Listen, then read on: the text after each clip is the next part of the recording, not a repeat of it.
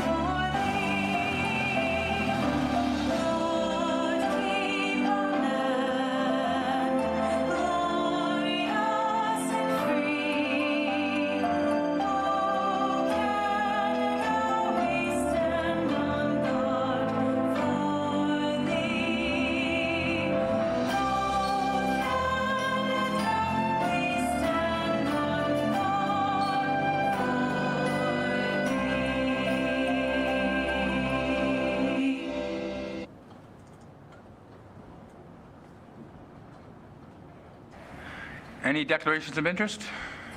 Hearing and seeing none. Moving on to public meeting delegations presentations. We do have a delegation this evening, and I would like to invite Kyle and Peter up to the table.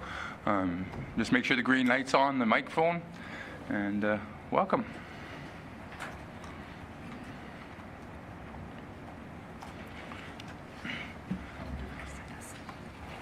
Sure.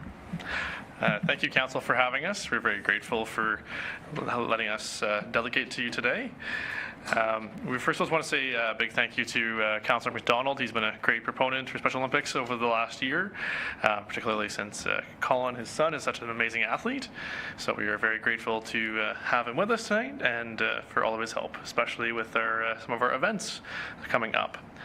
So we wanted just to come in tonight to talk to you about, kind of what we do in the community and who we support, and maybe ways that you can maybe help us continue to grow over the next coming years.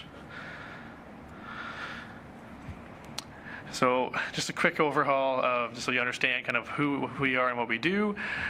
We do have many athletes with intellectual disabilities that participate in various sports. A big part of that is, just in showcasing their enthusiasm and their spirit, and to try and encourage inclusive sports. For ourselves, I think we often say that we take more from coaching than the athletes ever get from us. It's certainly amazing to work with these athletes and form those bonds, and really help them kind of work on their building confidence as well as their teamwork skills, and really try to be supportive in a fun, safe environment. And lately, especially in the last year, we've been really emphasizing our trying to get out more in the community, trying to have more events, and trying to engage community in efforts to bring, to bring to light that we are here, because we constantly hear that, didn't know you even existed. And so last year we had our first golf tournament.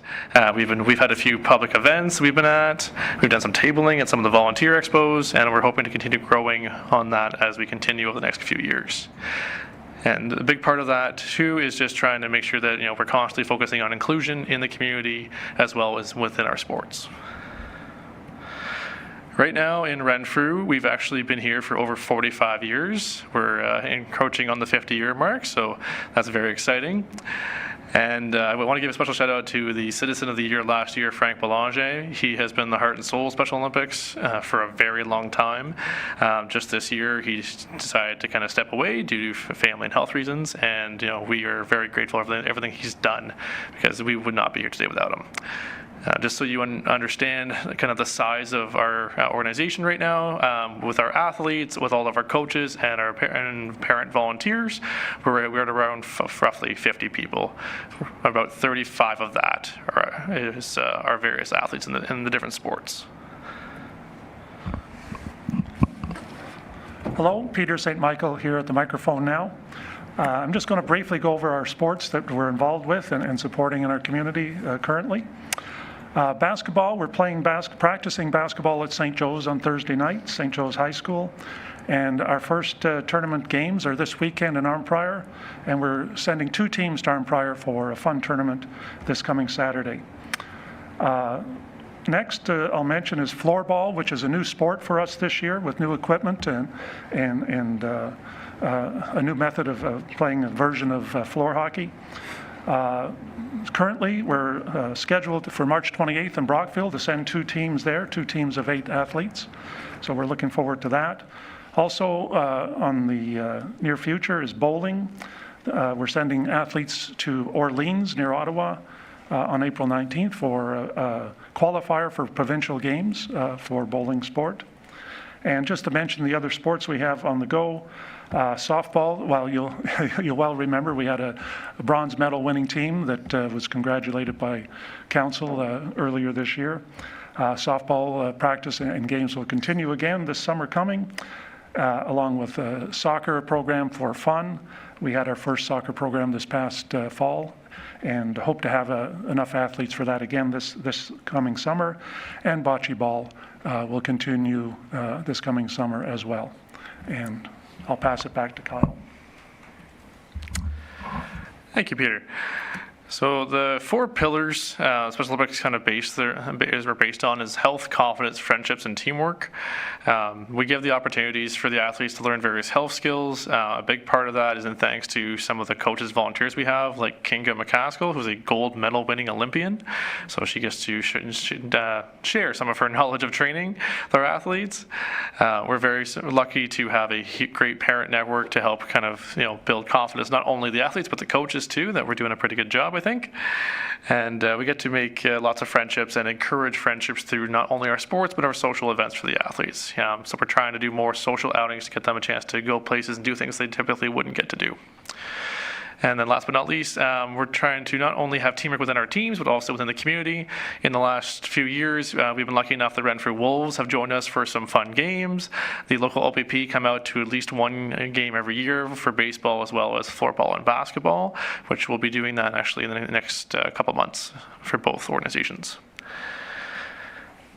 So the big change for the next few years at least is we're going to start trying to have at least between 4 and 6 events every single year.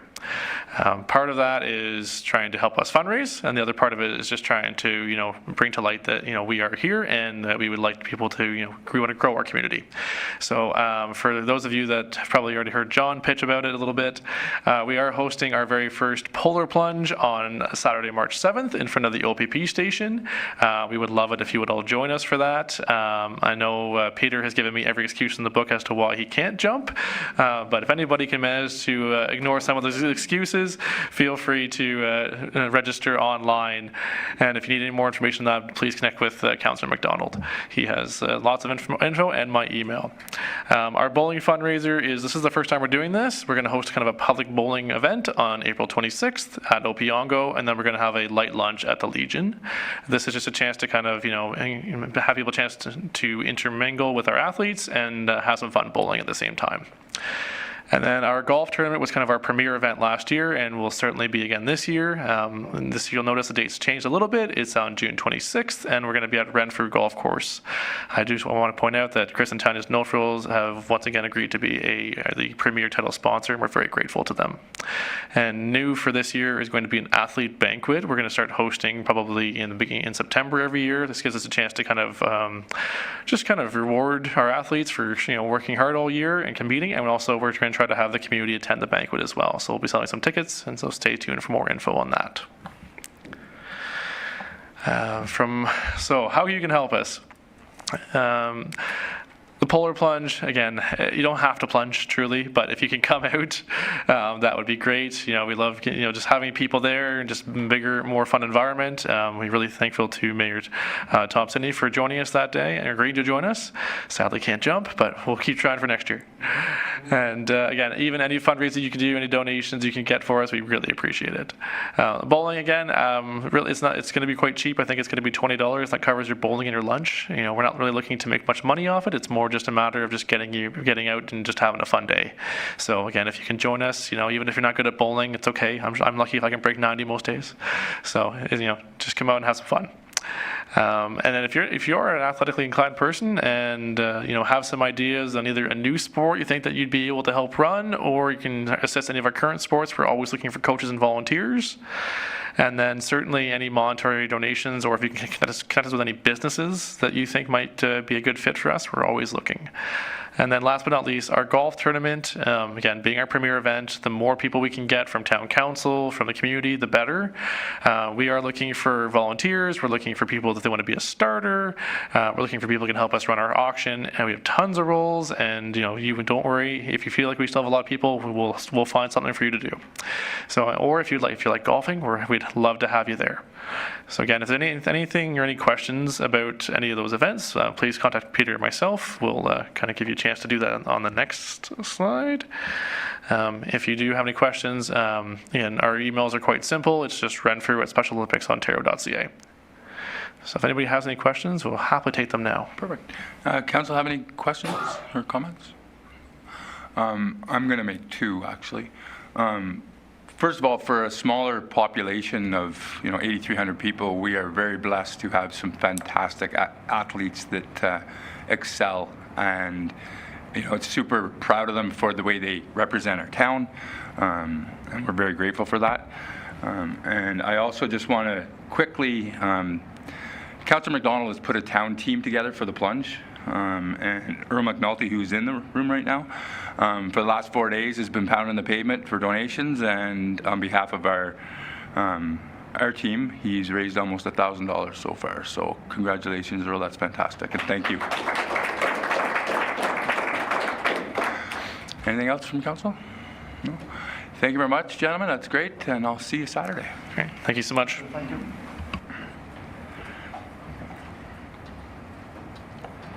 Moving on to announcements. I have a couple here. Application for the town's Grants to Community Partner Program are now open.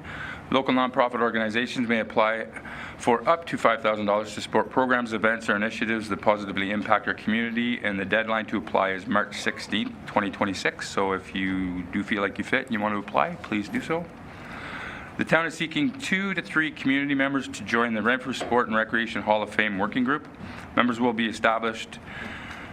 help establish nomination criteria, define eligibility, achievements, develop a fair and transparent selection process for inductees, as well as the Athlete and Team of the Year Award. This is a meaningful opportunity to help celebrate Renfrew's proud athletic legacy. The deadline to apply is Friday, February 27th at 12 noon.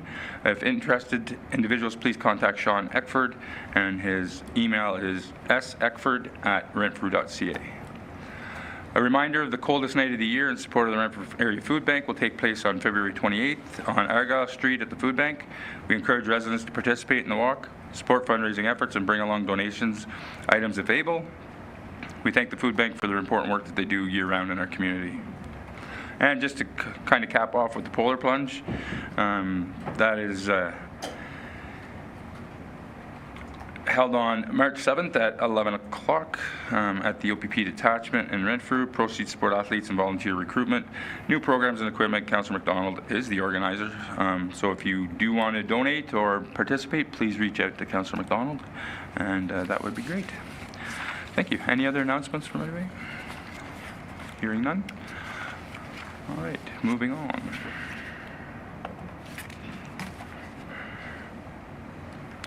The Renfrew Town Council convened in Committee of the Whole to consider reports for recommendation to Council. Mover, please.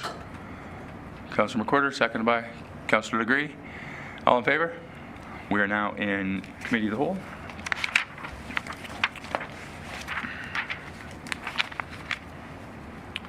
And moving on.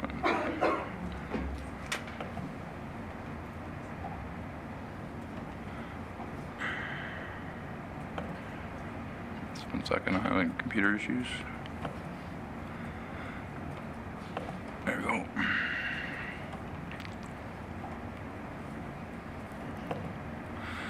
That the Committee of the Whole recommend that Renfrew Town Council approve the Memorandum of Understanding MOU between the Town of Renfrew and the Renfrew County District School Board for the RCI throwing pad and further direct staff to bring forward the necessary bylaw for adoption. Mover, please. Councillor Degree, second by Councillor McWhorter, and I have turned it over to Acting Director Fraser. Thank you, through you, Mayor. So you may remember this MOU from last year. It did come to Council in the spring of 2025, and the MOU at that time was between RCI and the town. It is being updated now to reflect that it is through the Renfrew County District School Board and the town, which is more accurate. RCI cannot enter into an MOU with the town. So that is one change to this. Another change is that RCI or the school board cannot do the insurance for the work being done at Mattaway Park, which is our facility. So the town will cover the insurance part of that, and that is through our regular insurance. It's no extra cost to us. And that the school board will continue to pay for the throwing pad. And we'll just do the procurement for that. So this bylaw has already been passed last spring, but this is just a couple updates to make it a little clearer. Perfect. Thank you. Thank you. Any questions from Council? All in favor? That's carried. Thank you, Council. Moving on to Development and Environment.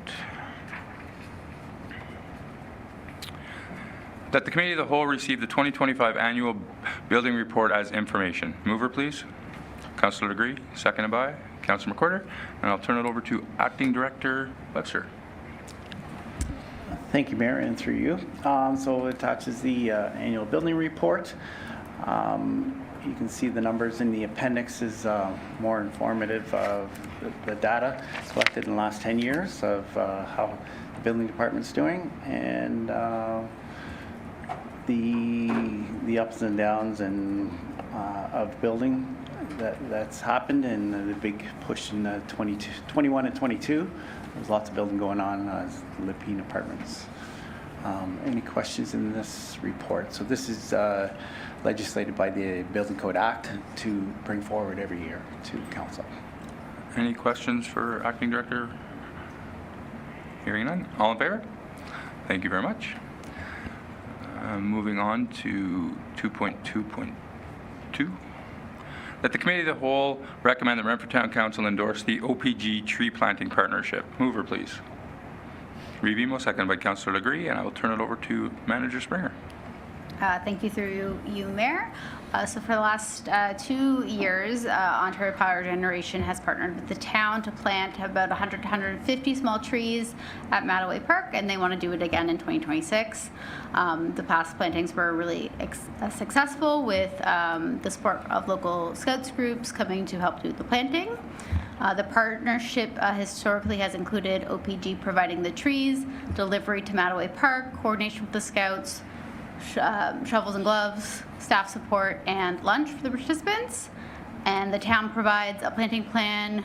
We do the locates. We provide the mulch. If there's any excess soil that needs to be removed, we would do that.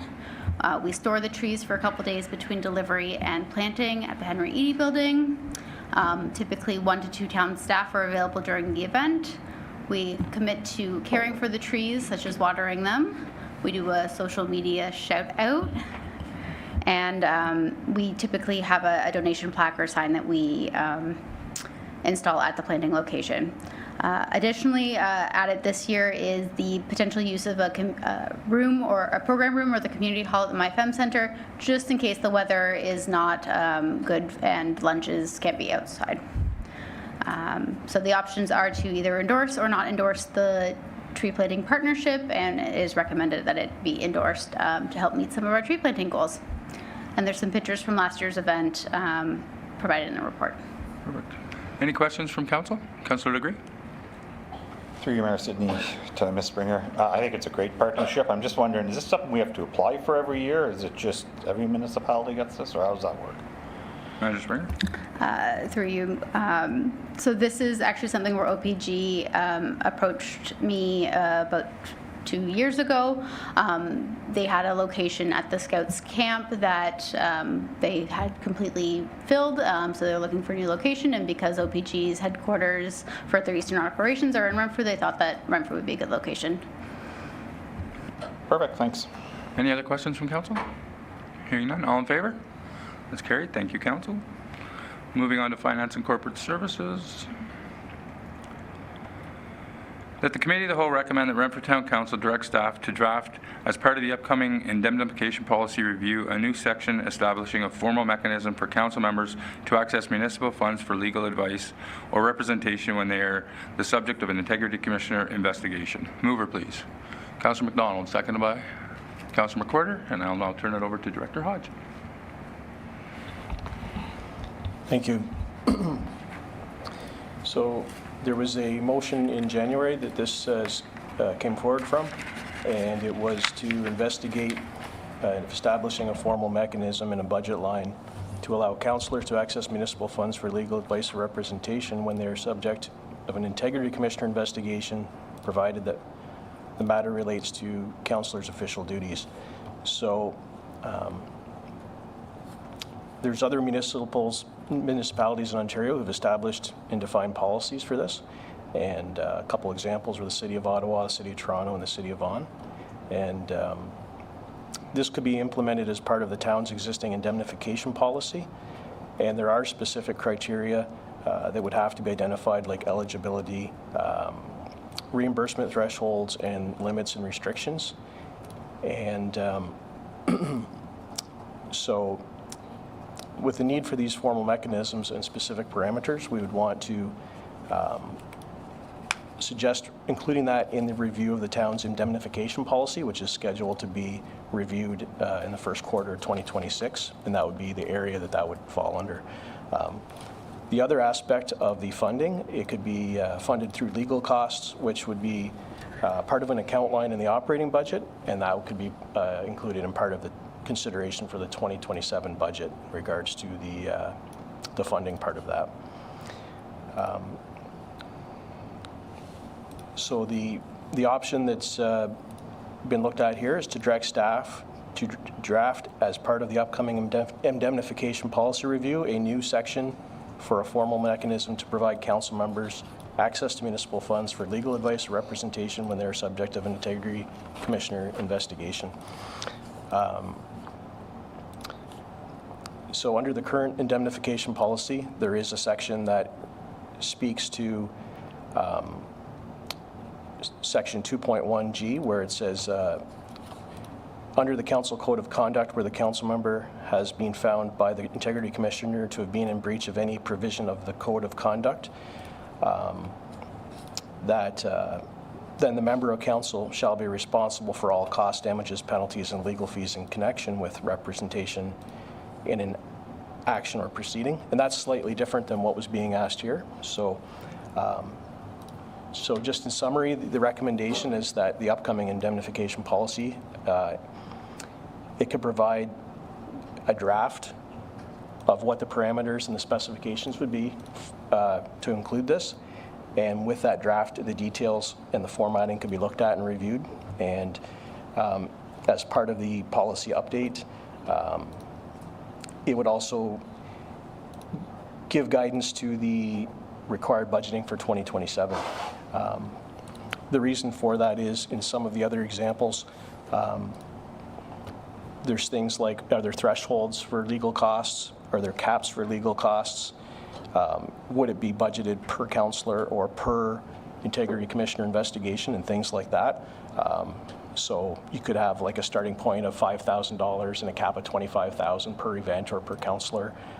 You could have whether it would be up to a member of council to pay the legal fees first and then request reimbursement through a process, or whether they would be paid up front by the town, and then if it was successful, the town would have paid it, or and if it's unsuccessful, that the counselor would then become responsible, similar to the clause that exists now.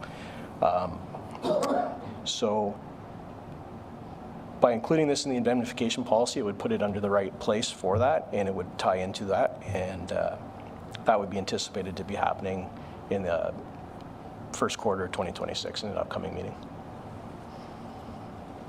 Thank you. Councillor Anderdick. Thank you, Mayor Sidney. And just, I have two questions. So the first one is, this does relate to my next question. That's why I'm going to ask it. It might seem a little off the topic, but it's not. If any of our councillors, or the Reeve or the mayor, in the duties of our job as councillor, Reeve, or mayor, if something happens and we get sued, are we covered by the town of Renfrew? Not from us saying something or breaking the code of conduct, but just something. Are we covered under anything? I believe so. I guess I'll give a quick answer, and maybe the CAO or the clerk may want to add, but there is insurance for all councillors. Indemnification policy would cover that. So under 2.1, where it says, if you've been found in breach of the code of conduct, you would be responsible for your own legal costs. So there's that situation. But otherwise, if you're acting under the duties of the town, you would have insurance to cover you for that, is my understanding. Yep. Thank you, Mayor Sidney, and again through you. So, okay, so we're covered unless we break the code of conduct somehow.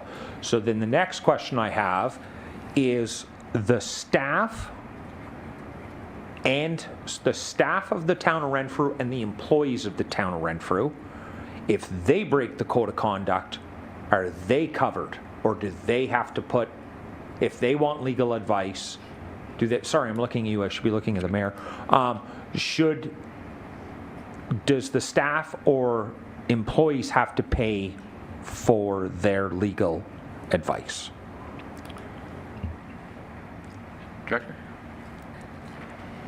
So I guess that becomes an HR issue at that point.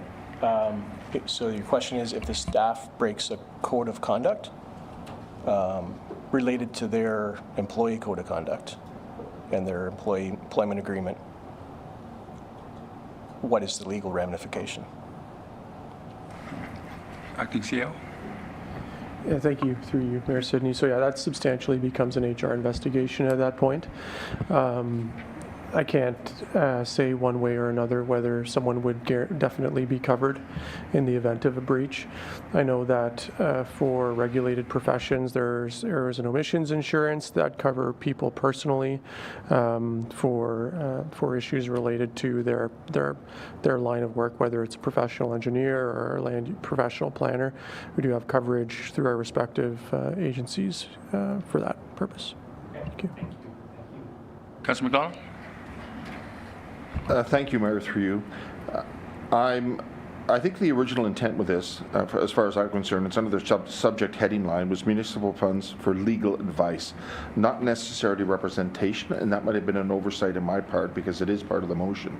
I'm not comfortable with the representation part, but I am okay with having a fund set aside if it's required, and if the councillor or the Reeve or the mayor wants to access it, where you can get some legal advice. And when I've heard some big numbers thrown out, and I wasn't thinking 10 to 25,000, I was thinking something along the lines of $1,000, just a consult fee if required. So I'm not in favor of representation, and but for legal advice, I'm okay with. So I don't know if there needs to be an amendment made. CAO? Thank you, through you, Mayor Sidney. So, yeah, I think that's what we gathered the idea was, and I think what we looked at is some comparables that reflect what maybe some larger municipalities, larger council complements, and potentially get into some bigger trouble might have available to their councillors. I think kind of what you were describing is along the lines of what we were thinking is potentially an option, whether it's $500 or $1,000 for an initial consult. It just allows you to have a meeting with a solicitor that is representing you to explain, your position and, through this process, your rights or whatever you want to call it. Just it's an initial consult amount that would be available to you through the process. And so that's kind of what we, considered might be an option. Thank you. Clerk? And just further, I guess, to the CAO and what he has stated, the policy itself is written that if a member of council is seeking advice with regards to code of conduct, sometimes pecuniary interest, that access to the Integrity Commissioner is already available as part of the services that the Integrity Commissioner offers. I think if it's something, and just make sure to clarify, if it's something above and beyond, say if an investigation was against the councillor, if that's the intent that you're looking for. But again, just seeking advice or, whether a councillor should declare or not declare, that access is already there and available. Councillor McDonald, follow up. Thank you. No, thank you for the clarification, Clerk, through you, Mayor. No, very specifically, if a councillor or a member of the council was the subject person with regard to the investigation, that I feel we should have the opportunity to at least seek legal advice. For some people, this could be overwhelming, and I think we should provide that opportunity. So that's where I stand. Councillor Legray? Through you, Mayor Sidney. So I'm actually against this. I don't think it's right that we use taxpayers' funds for legal advice for councillors. We as councillors know and understand what we can and can't do, and if we go outside the line, why should the taxpayers be responsible for my legal advice? We have an Integrity Commissioner that investigates, and using the Act, they come to a conclusion on the investigation, bring these findings forward to Council. Council doesn't need to agree with the findings, and Council is responsible for putting forward the penalty, not the IC anyways. We were looking at ways to cut budgets and keep the levy down, and now we're looking at this. I know it states at other cities, but they're big cities, Toronto and Ottawa and that, where there's a lot more going on. It's not small town Renfrew, so I'm 100% anything, even $1 going into any kind of line item on the budget for this. I'd also, once we're done here, and everybody, I'd like a recorded vote on this. Thanks. Any other questions or comments?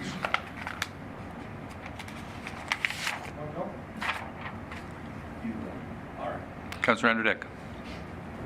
Thank you, Mayor Sidney, through you. So I'm going to use me as an example because I think everybody in this town and everybody in this room knows when I talk, sometimes when I just talk, I sound super aggressive and angry. And that's not the case a lot of the times, right? So I'm going to go back to my first Integrity Commissioner complaint against me. I was very upset, and I wasn't just talking, I was upset. And at the time, I felt I did nothing wrong. I felt I was representing the taxpayers that voted me in. So I got the Integrity Commission report against me, and I was very upset, and I did seek legal advice on my own. And I hired a municipal lawyer, and I met with him for an hour, and I paid the money, and the bonus about it here is I was a year into my council and I was scared. Like, I'm not going to lie, I was scared. I was like, what's going on? Am I going to be sued? I didn't know the rules and regulations. And with all due respect, yes, we, as Clerk Aird said, we could go to our Integrity Commissioner and ask the questions. But he's the one filing, he's the lawyer, he's the judge, he's the jury, he's the executioner, he does it all. So I was pretty nervous to even talk to him about it. So it was very valuable, the hour I spent with the municipal lawyer. I learned a lot, and he, again, let's go back to, I was paying him, and he read the report, and he was on my side, right? So he was finding all the loopholes against what our Integrity Commissioner was saying, and this gentleman is well known to the Renfrew County. He's a municipal lawyer. Okay, so it's not like he was just some guy I picked off the street. So I don't know, I kind of like this idea for future councillors that may sit in our seats and have a loud voice like myself and sound very angry at times when he's not angry. He's just very passionate about his job. But I do hear what Councillor Legree is saying, like, we are, like, I'm the one screaming, the levy's too high, the levy's too high. And now I want to vote that maybe we're going to spend some money. I'm caught in between on this one, so I'd like to hear what other councillors have to say to help make my decision. Thank you. Revimo? Yeah, I've always had a lawyer. Most years I pay $2,000 to them because I ask for advice on a variety of matters. Last year was a little higher with, what was it, three victimization, reports or whatever. So that took some time and some money. It was $5,000, I think, at the end of the year. So I'm against this because I think once you open the door, what's to say I don't carry it to the extreme and say we need to challenge the Municipal Act or it's against my rights through the Bill of Rights and take it to, try and go through district court up to the Supreme Court or something if I'm really anxious about it. So I'm against it. I think, unless my legal fees get to be too high, it's kind of like dry cleaning.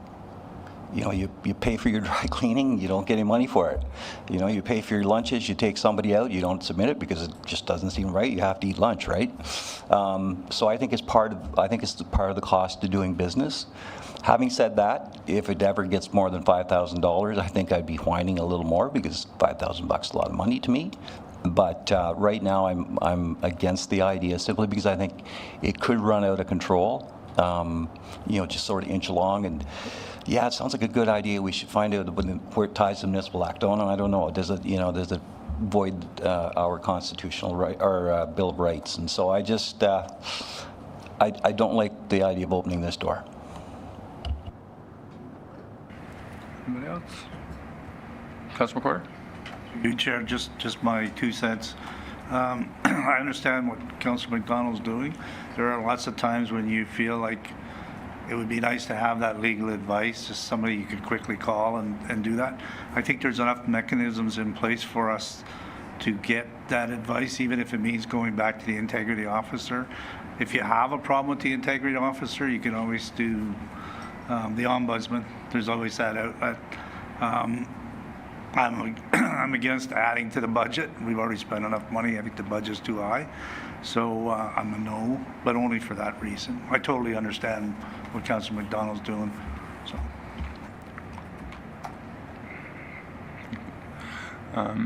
So I'm just going to throw my 2 cents in. I think when you choose to run to represent your community and you get voted in, then I think that's the opportunity to, set the standard on what you want to be able to provide to the community and the level of professionalism and all that stuff. And I understand sometimes it gets heated. I get all that.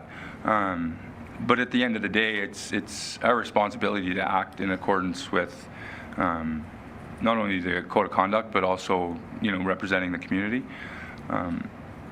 I don't feel that there should be money put aside for council to be able to access legal advice, simply because I think if you have to pay it out of your own pocket, it might be easier to deter you from breaking the code of conduct. If you have money that you can go and access, then that makes it potentially a little bit more of a free-for-all, and then that turns into newsworthy conversations and stuff that we don't really want to attract to our community, I don't think.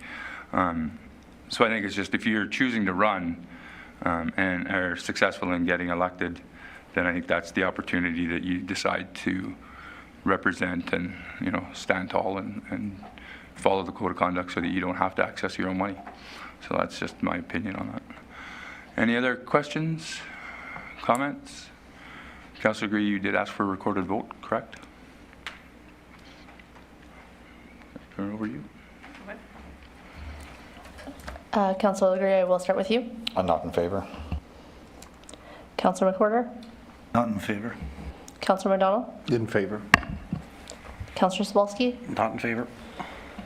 Councillor Andredick. Not in favor. Revimo. Not in favor. I don't like leaving Councillor McDonald on an island, but I'm not in favor. Mayor Sidney? Not in favor. So the motion is defeated 6-1. Thank you, Council.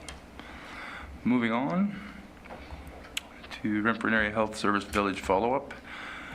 And the motion is that Committee of the Whole received the Renfrew Area Health Service Village financial information as requested, including the 2020-2024 financial statements and partner municipality debt guarantees, and further that the Committee of the Whole recommend that Renfrew Town Council approve the 2025 contribution to the Renfrew Area Health Service Village in the amount of $36,000, and further that staff are directed to include this amount in the 2025 fiscal year with financing to come from general operating surplus deficit. Mover, please.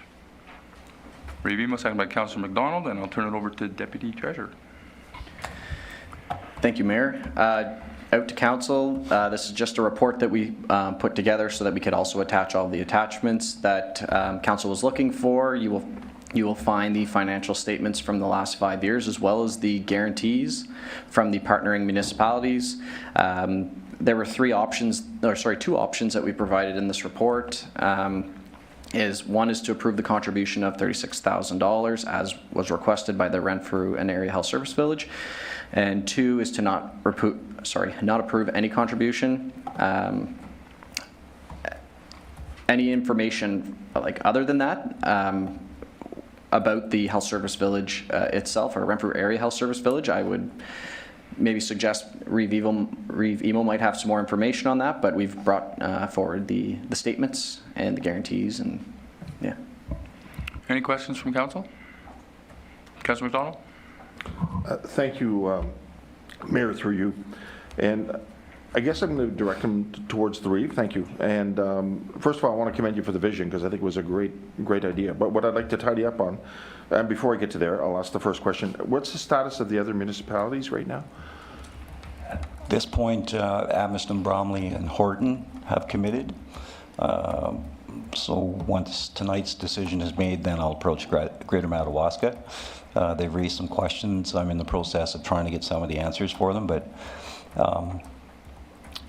I'm not sure I'm going to get all the answers, because it looks like they expect me to comb back through all of the minutes through and let them know what the decision points were for spending money, and I'm not really prepared to do that. So we will have a discussion. Yep. Councillor McDonald. Thank you. And I'll probably have another one or two there, Mayor. And I'm approaching this from a lessons learned kind of, with regard to the, I'll tidy up on the municipalities, the other municipalities first. As far as I'm concerned, reading the documents, we're legally have to follow through on in terms of the payment. So I have no issue with that from what it sounds like. With regard to the lessons learned, as we tidy this up, what are some of your observations or your input with regard to this whole process? Well, I think everybody went into it as if we were joining in a service club endeavor where everybody was going to have special feelings and do something about it. What happened was we could not overcome the vision of the community that donating money would then allow a prospective doctor to buy a bigger house or a newer, more expensive car. And so there were some questions about that. We knew they were coming out of school with a big debt. They were getting some funding from us, and in some instances, some funding from the province that they located in Calabogie area. And the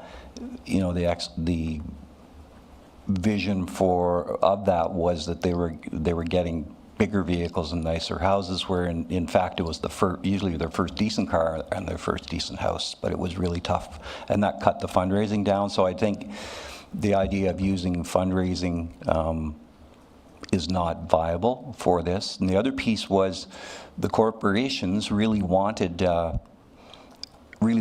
to provide this service in 2010 when we started, but when we went to them for donations, they weren't interested in donating, because there wasn't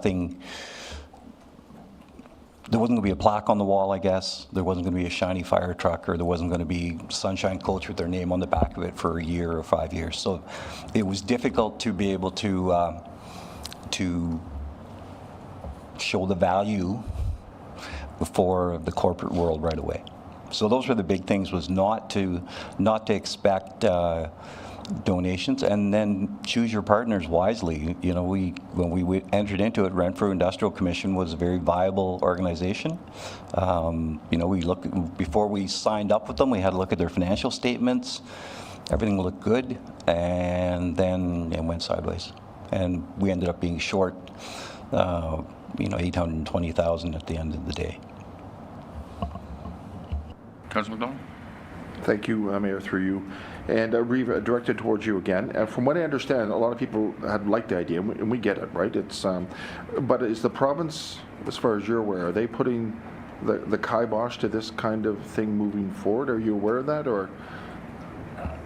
No, the province, they say how terrible it is, and there is some new funding, but I'm not aware of our being able to attract it. The REAL score, which is the rural something score, that applies to the area. And so Renfrew itself can't access that funding. Horton, Aviston, Bromley can, and Greater Madawaska, because their real scores are under 40, I believe.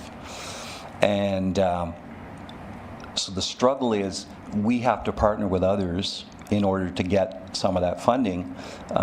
Barry's Bay, Madawaska Valley, they can access that funding, so they can put it into the mix, but we weren't able to do that.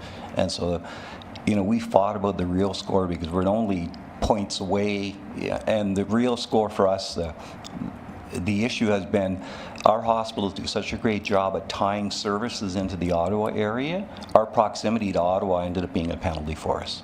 So the province, there is no funding I'm aware of right now for this. Although they say municipalities shouldn't spend money on it, municipalities spend something like $150 million a year on medical recruitments. And so the province would be lost without that. Any other questions? Councilor Legree? Through you, Mayor Sidney. I guess to Revimo. So if Greater Madawaska decides not to, is Renfrew, I know we have documentation, but I just want to understand how that works with us. Are we on the hook for that chunk of it too, or? Respectfully, no. I sit on that committee and chair it as a civilian, not as a member of any council. And my recommendation back to the board at that point, and be very embarrassing and uncomfortable for Greater Madawaska sitting on that board, is we would take means to get that money and ask them to enforce their own bylaw. That was the idea of making it a bylaw, was you know, the extra wrinkle of saying, look, this is a bylaw, you have to enforce it, you have to act on it. So no, I don't expect, as someone who's not a lawyer, but I have had some preliminary advice on it a couple of years back, it would be the board that would act on it. And I can't see the other two partners saying, oh no, let's just give it up. You know, they're nice people, that's not likely to happen. Any other questions? Hearing none. All in favor? That's carried. Thank you, Council. Moving on. Excuse me, Your Worship, thank you very much. We certainly appreciate the assistance of the town of Renfrew over the years. Them holding the note, I see that as Renfrew Area Health Services Chair, has been very, very beneficial because it allowed us to embark on recruiting all 14 doctors over a 6-year period as opposed to over a 15-year period. So the community benefited right away. So we really appreciate that and their patience as we've wrapped up the corporation. Perfect. Thank you. Moving on to E.3.3, Council Remuneration 2025 Statutory Update. That the Committee of the Whole received the Council Remuneration 2025 Statutory Update Report as information. Mover, please. Councilor Legree, second by Revimo, and I will turn it over to the Deputy Treasurer. No, Treasurer. Turn it over to the Treasurer. Thank you. So this is a Treasurer's Statement of Remuneration and Expenses for 2025. It's for the year just passed, and this is produced each year. It's in accordance with the requirements of Section 284 of the Municipal Act. It requires the treasurer of a municipality on or before March 31st each year to provide council an itemized statement on remuneration and expenses paid in the previous year to each member of council. So the attached statement summarizes the remuneration paid to or on behalf of council in 2025, and it's submitted for information. Councillor Degree.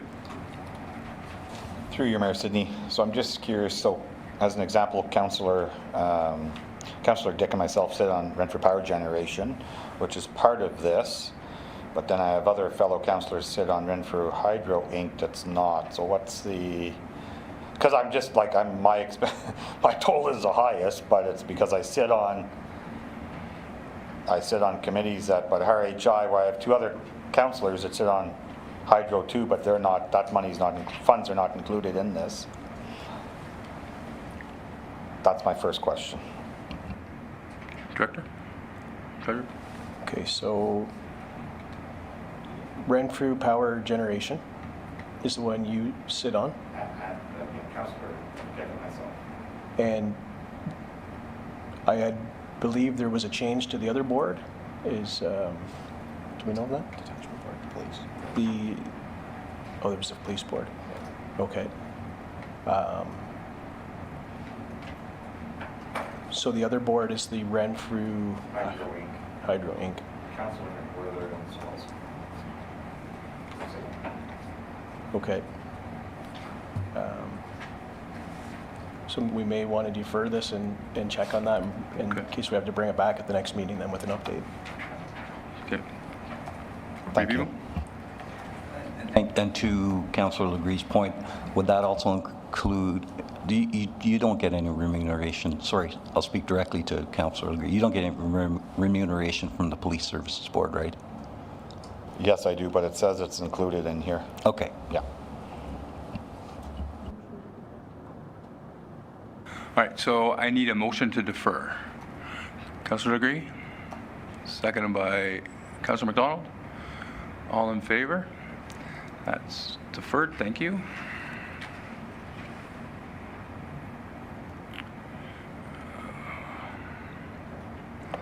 Moving on.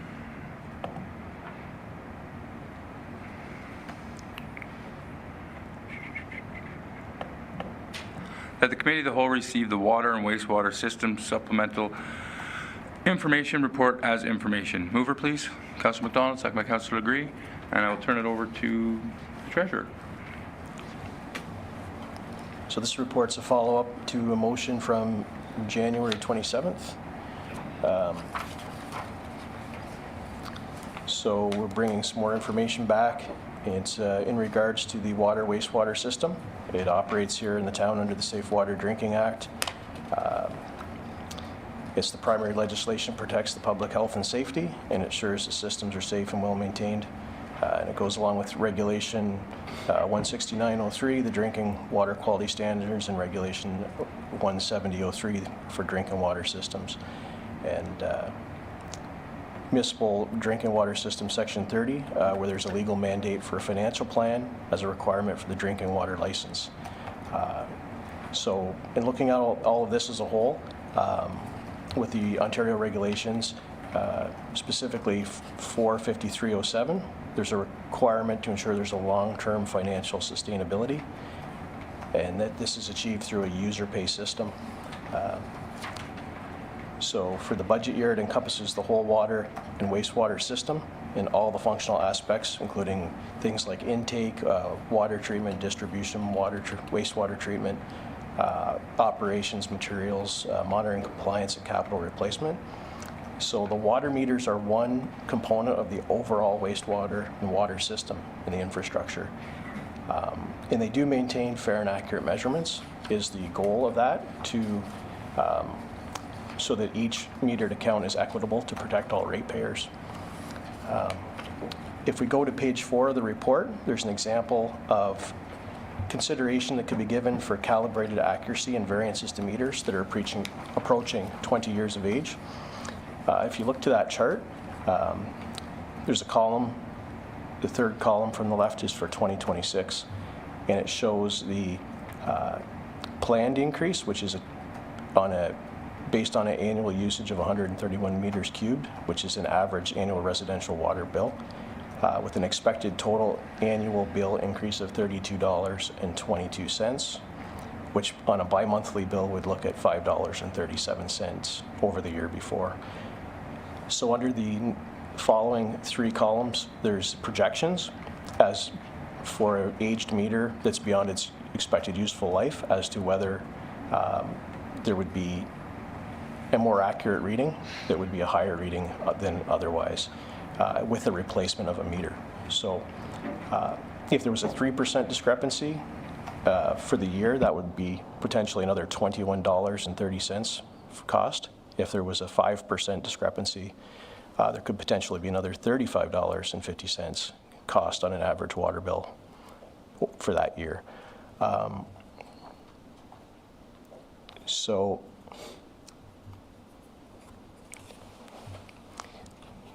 that would be the way to anticipate what the actual increase could be for people who are replacing very old meters, which is part of Bylaw 103-2025, which has authorized the town to execute the contract for the water meter replacement. With this, there's the data, the rationale, and the plan that includes the life expectancy and projections to support replacement. And part of the way that happens is we have the meters age based on serial numbers and service history, and meters replaced in recent years will not be part of this capital replacement plan.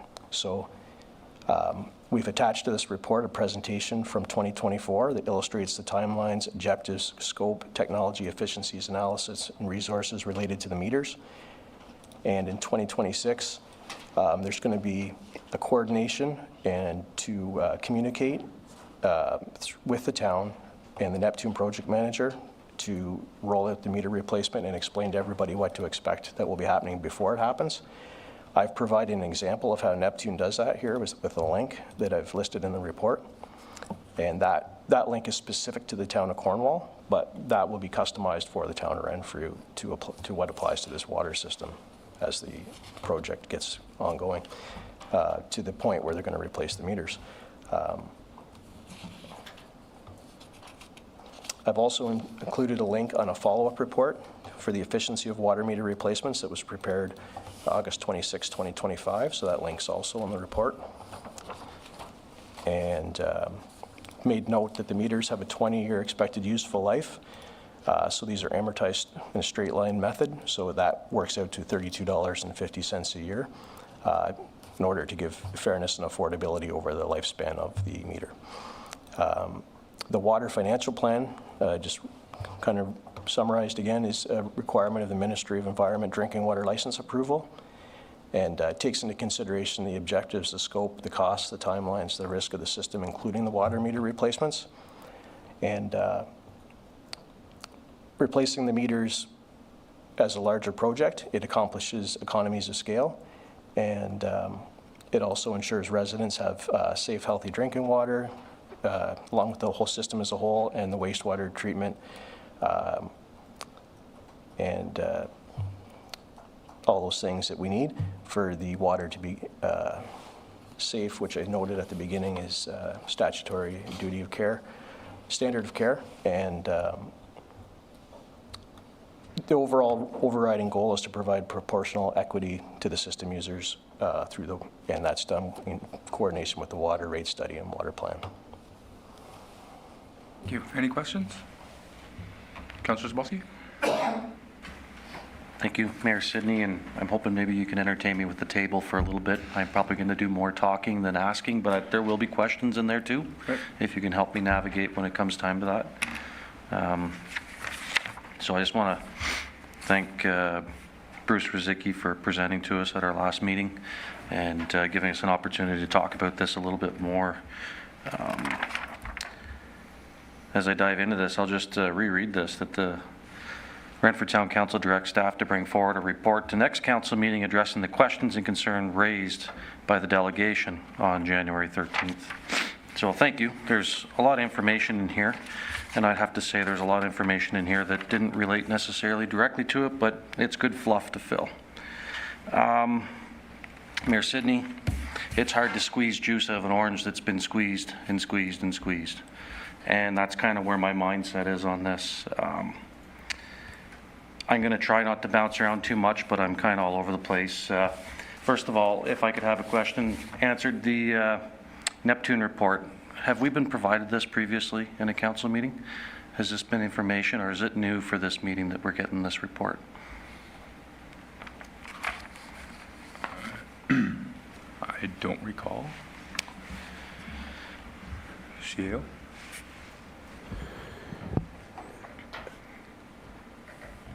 I could not confirm whether council has received this yet in an open session report.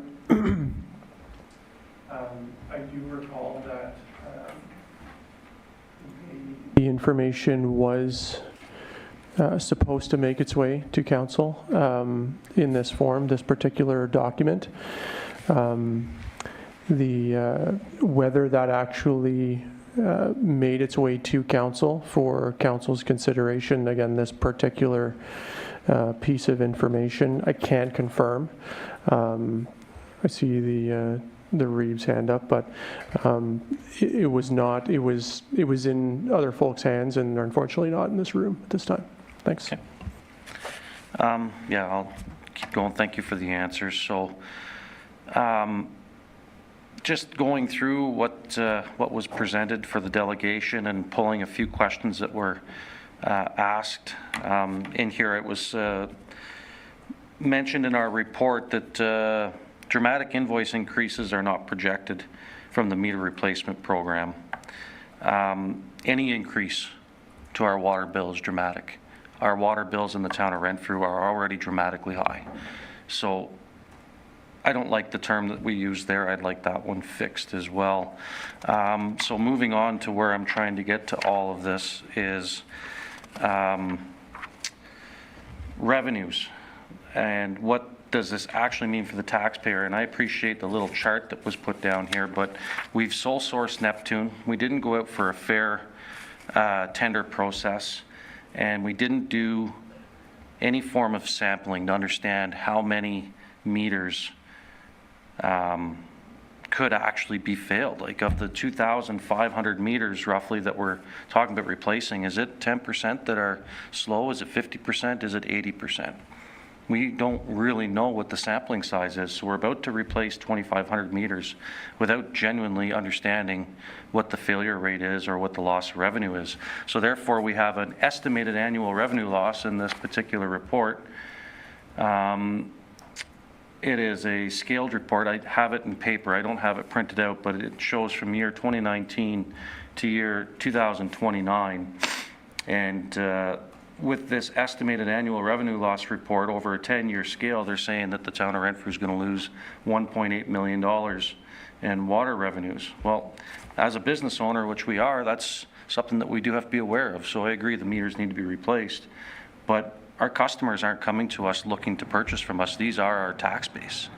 We're asking for another $1.8 million from our tax base. So me with my numbers, I broke it down. The 2026 year, they're anticipating $187,000 in tax or in revenue loss.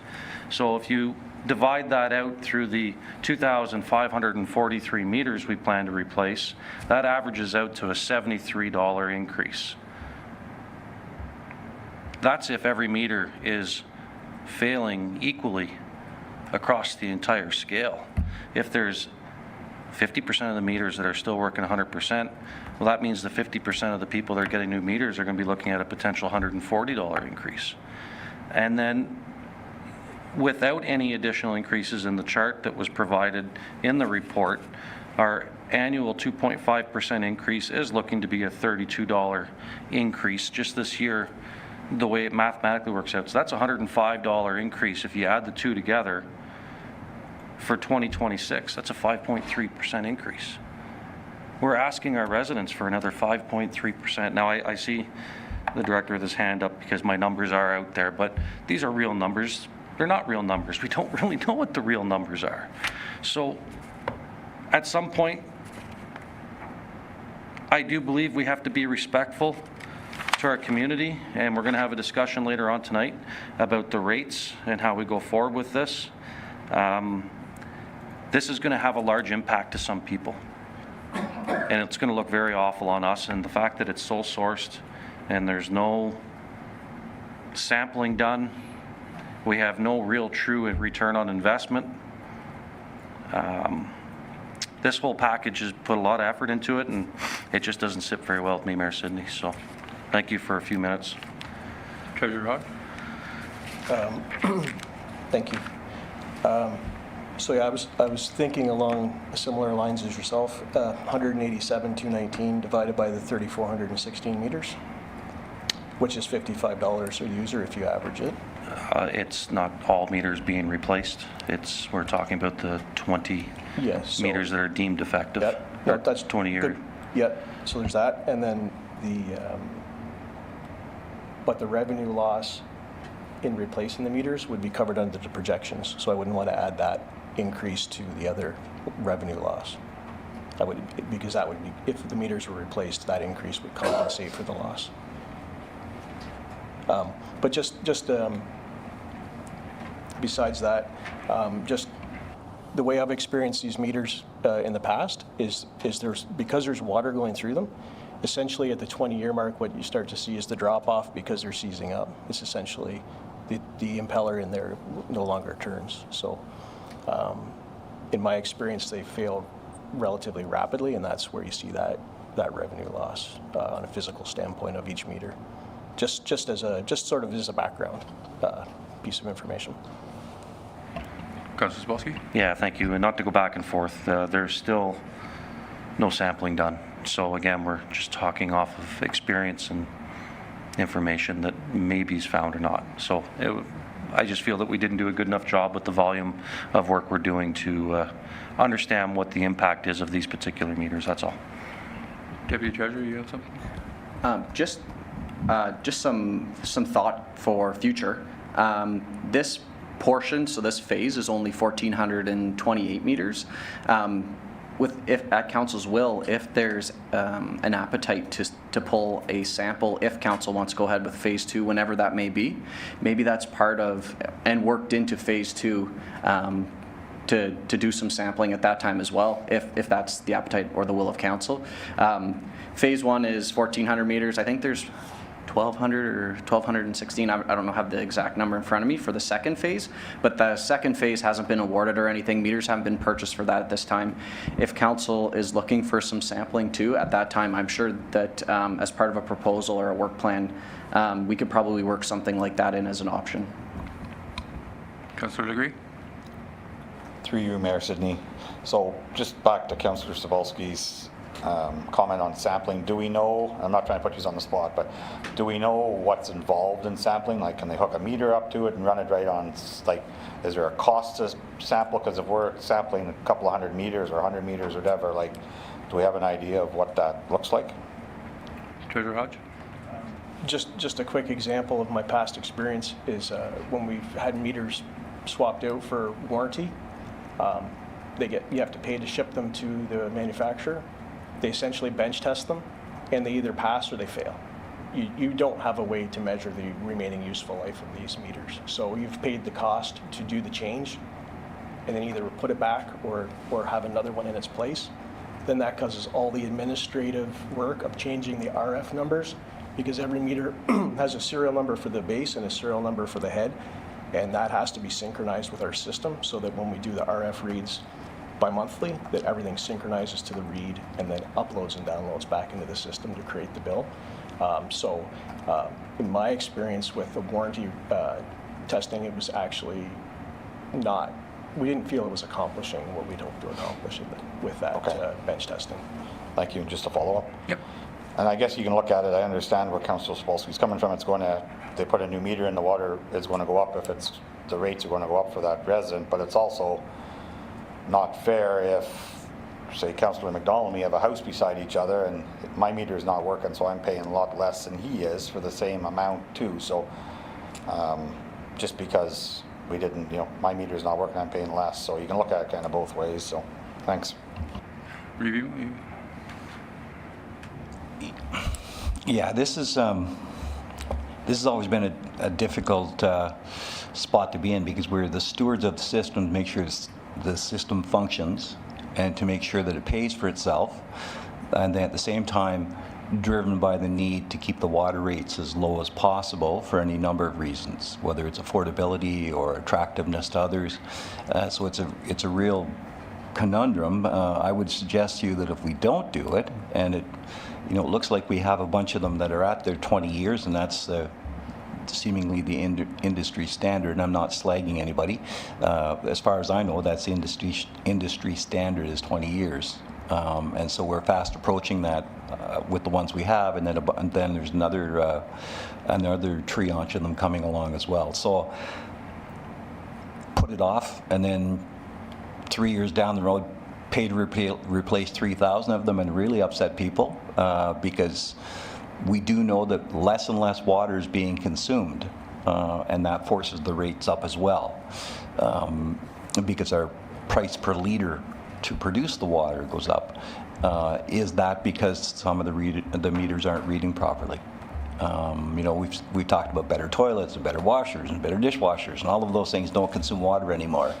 But is it a mechanical issue as well? So it's unfortunate, but I think we have to move forward with at least the first phase. And Councillor Legree asked the question I was going to ask, because I couldn't understand how they would be tested. But my understanding is they have to take it off, put a dummy meter on, and then run down and change or courier it off somewhere. And frankly, if I was the technician, when I was walking up the steps, I'd be bouncing off every step to make sure it failed.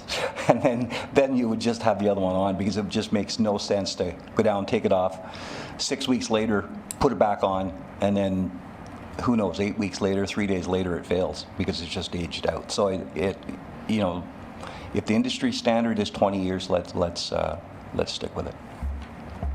Councilor McDonald, you had your hand up? Did you? Thank you.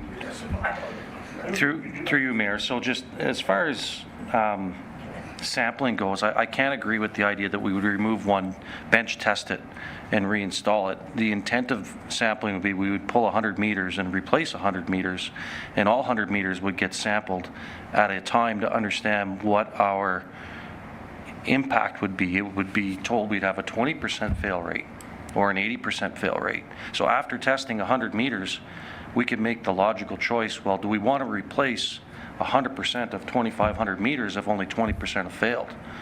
What it would do is put us in a position that 5 years down the road, we could test another 100 meters and have an idea, are we up to a higher rate where we deem replacement?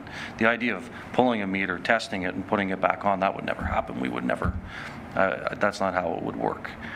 So that was the intent of sampling. We pull 100 or 200, a large enough sample to get a proper idea. And if only 10% failed, why are we going to spend all this money if we're at a 10% fail rate, if they're still 90% effective? That was the intent of a sampling. And then I'll be done after this comment, and it'll residuate for the next conversation when we talk about water later tonight. But ChatGPT is a wonderful tool. In Eastern Ontario, approximately water and sewer rates range from $1,000 to $1,480 a year in Eastern Ontario. If an individual, according to this 10% increase with their meter replaced, is going to be looking at a $1,400 a year water rate, that's most expensive. That's up near the most expensive. So I'm just cautioning us about how we're going about this. I just want to make sure that we're giving our residents all that we can. That's all. Councilor McDonald? Thank you, Mayor, through you. And directed towards either the CEO or the financial guys, who originally had control of this file, and can we explain why it was sole sourced, what the rationale was behind that? That's the first question. I have a second one after, Mayor. Deputy Treasurer? Thank you. Through you, it was originally within the Treasury Department. The reason for sole source is all existing equipment is Neptune equipment. So the meter reading gun, it's not a gun. The meter reader is Neptune. The software that we use is compatible with Neptune. The meters that are out in homes right now, as well as the batteries and the RF devices, are Neptune. So keeping fleet uniformities is item A. I think if we were to be doing a full town-wide replacement and pulling meters out of every house and replacing them for like, that's where you would see probably not a sole source event.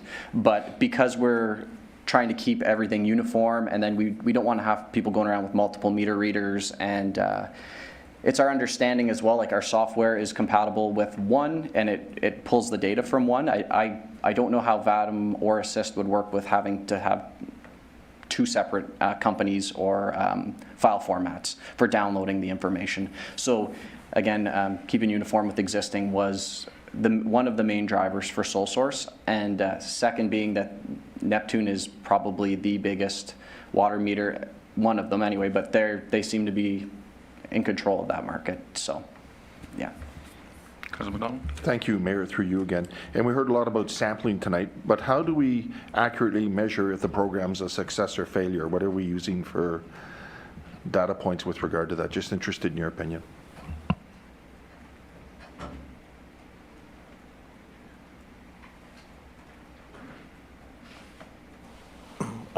From my perspective, if you have positive feedback from all of the water system users that they've had a good experience with the technician, and because I was looking at feedback, and a lot of them say like technician is they come in, they do the work, they're very courteous, and they come when they're supposed to, and it's all coordinated through the project manager, and then from that point, I would say. If we reach our 20-year useful life again of the meters, and which we would anticipate we would, then to me that would be a successful investment, because that's fallen in line with your financial plan. Councilor McDonald? Yeah, I guess just to follow up, I don't really care about how people feel when if they have a nice technician, that sort of stuff. What are we using to establish the fact that it was a success? How are we going to measure the failure rate of the ones we're taking out compared to what we're putting in? Do you know where I'm going with that, or go ahead? I haven't seen any costing on what it would cost to test 20-year-old meters to find out that whether they're still usable or not. We could look into that and get that information to have it available. Councilor McDonald? Thank you. And I think the REIT mentioned industry standards, but from the sounds of it, sole sourced, it's Neptune standards in terms of a 20-year lifespan. Or is that an industry standard?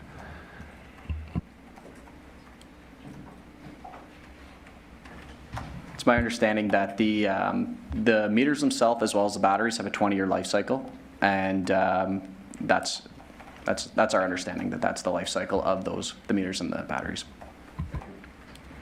Any other questions? Councilor McWhorter?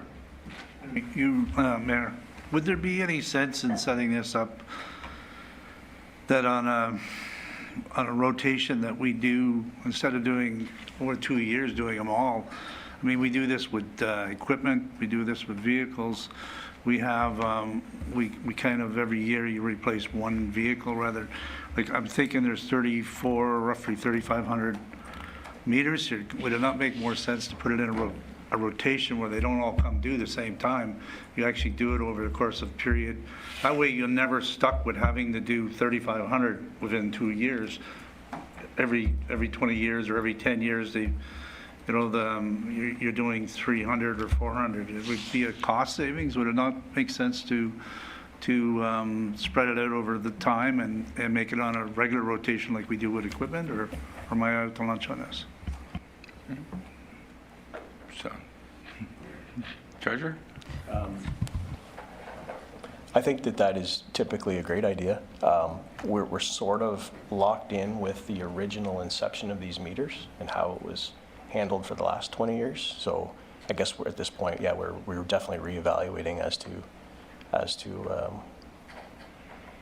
which way to proceed for the next 20 years. But there is also the economy of scale of the pricing that was evaluated in the August report that feels like it's an economical value to what we're doing at the moment. Any other questions? Councillor Andrew Dick. Thank you, Mayor Sidney, and through you. So I just want to clarify some things and get a better understanding of what's been talking about, because there's been a lot of information that I'm sure a lot of people don't understand. So let's just argument's sake say I'm paying $250 every 2 months for my water bill. And actually, let's just use my water bill. I pay roughly, and I might be a little lower than this, but I pay $1,800 a year for my water. My lowest bill is usually around $260, $262. That's my lowest. My highest is usually in the summer around $400. So I'm assuming my water meter's working. I would assume. So now the town's going to come in and replace my water meter, and it's working, and I'm going to be charged another $30 a month by the sounds of it, maybe more. Through you, Mayor, Councillor Spolsky was the one who said it. So that's why, sorry, I should be going through you to ask him that.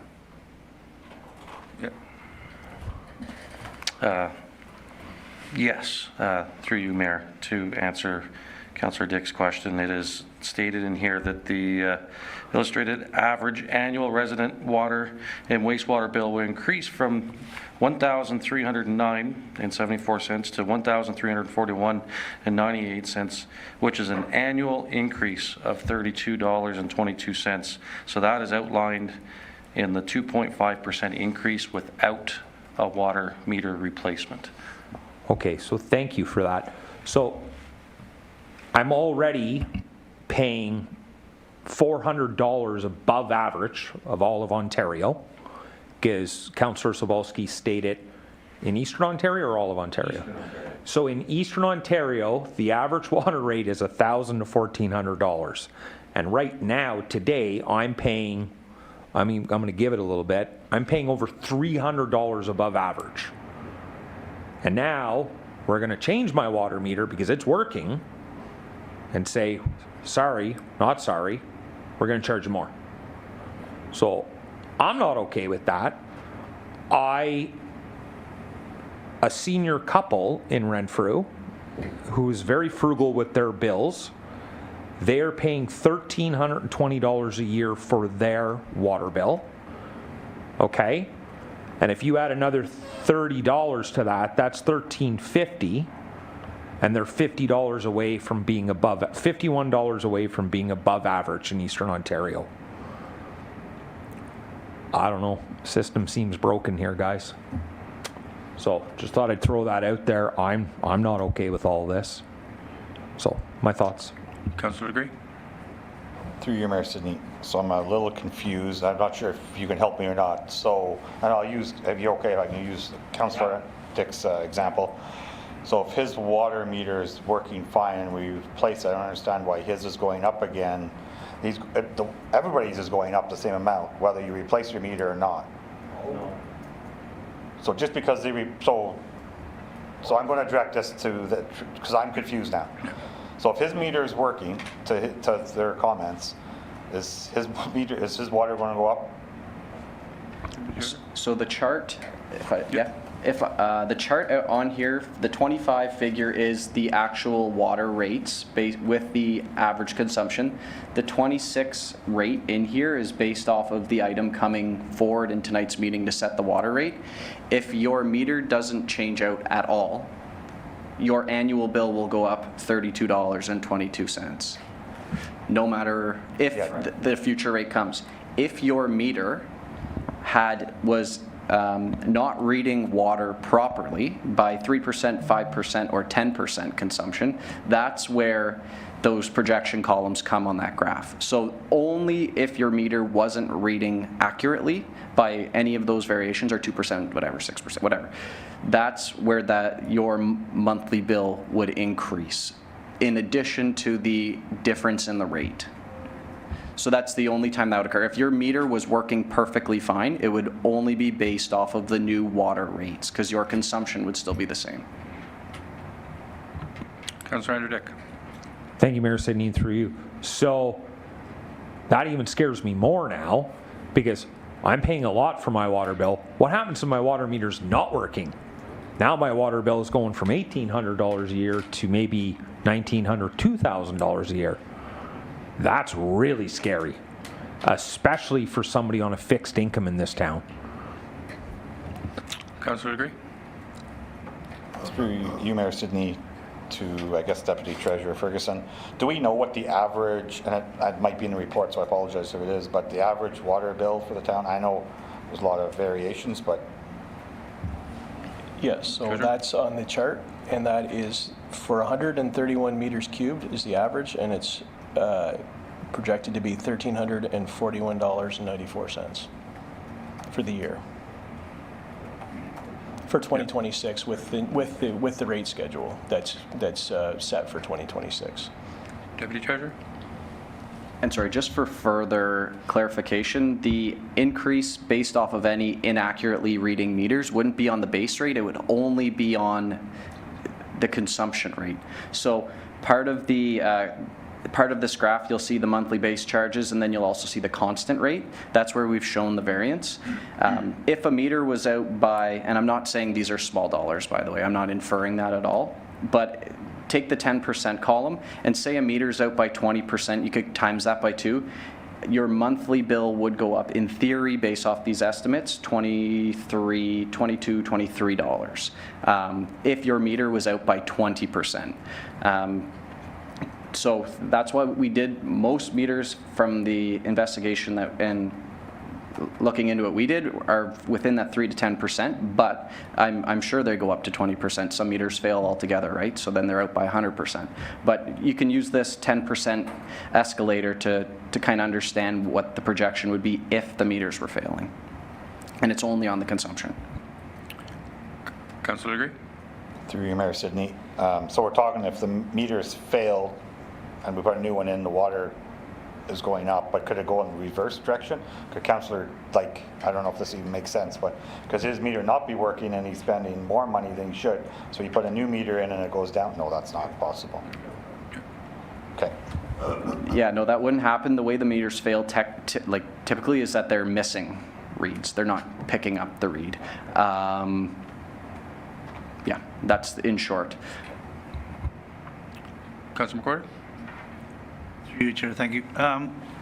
So we're doing this because we're losing money on the water meters, according to this, to the tune of $1.8 million or whatever. Over 10. Are we over 10? Yeah. Are we actually losing money, or are we showing a deficit, or our water rates not covering the bill we already have? That we're not really. If that's the case, we're not really losing money. We're still bringing in enough money to pay the bills and pay the charges that we have and our expenses. So this would be revenue over and above what we're already getting. Clearly, I mean, last year we passed the budget and clearly it covered what was needed for the water rates. So we're not actually out money. This would just be additional revenue, or am I reading that wrong? So right now, if a meter fails, then we have to replace it. So that's why some of the meters are new in the last several years, and some have reached their 20-year mark. So the longer you wait, so each bi-monthly billing, when we go through all the reads that are picked up from the reader, it will tell us if there's any zero reads, which means the meter has stopped recording how much water is used. So at that point, we have to address replacing that meter. So that will escalate the longer we wait. there'll be more and more zero reads per bi-monthly reads billing cycle as we go if we do not keep them up to date.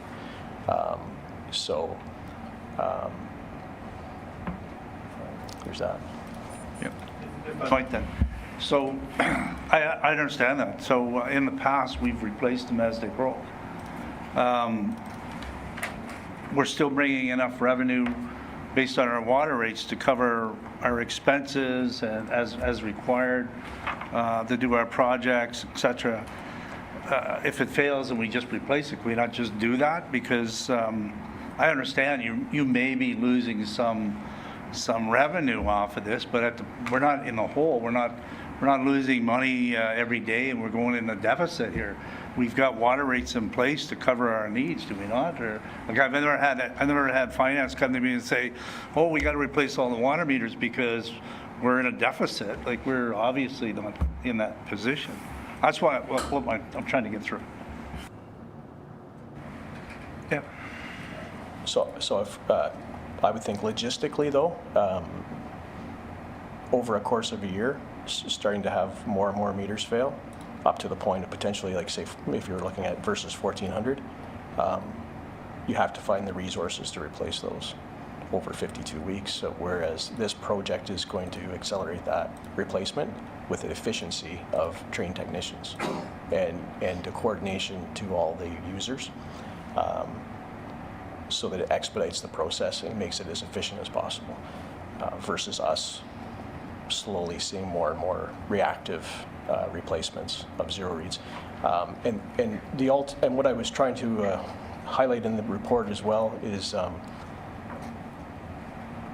as this is under sort of the legislation and the administrative environment, we are looking to keep equality across the user base. So you wouldn't want to, you want it as equitable as you can for you pay for what you use. The same as your hydrometer, you wouldn't want discrepancies in, or a natural gas meter, as we've heard, you wouldn't want discrepancies in who pays a certain proportion versus what they actually use.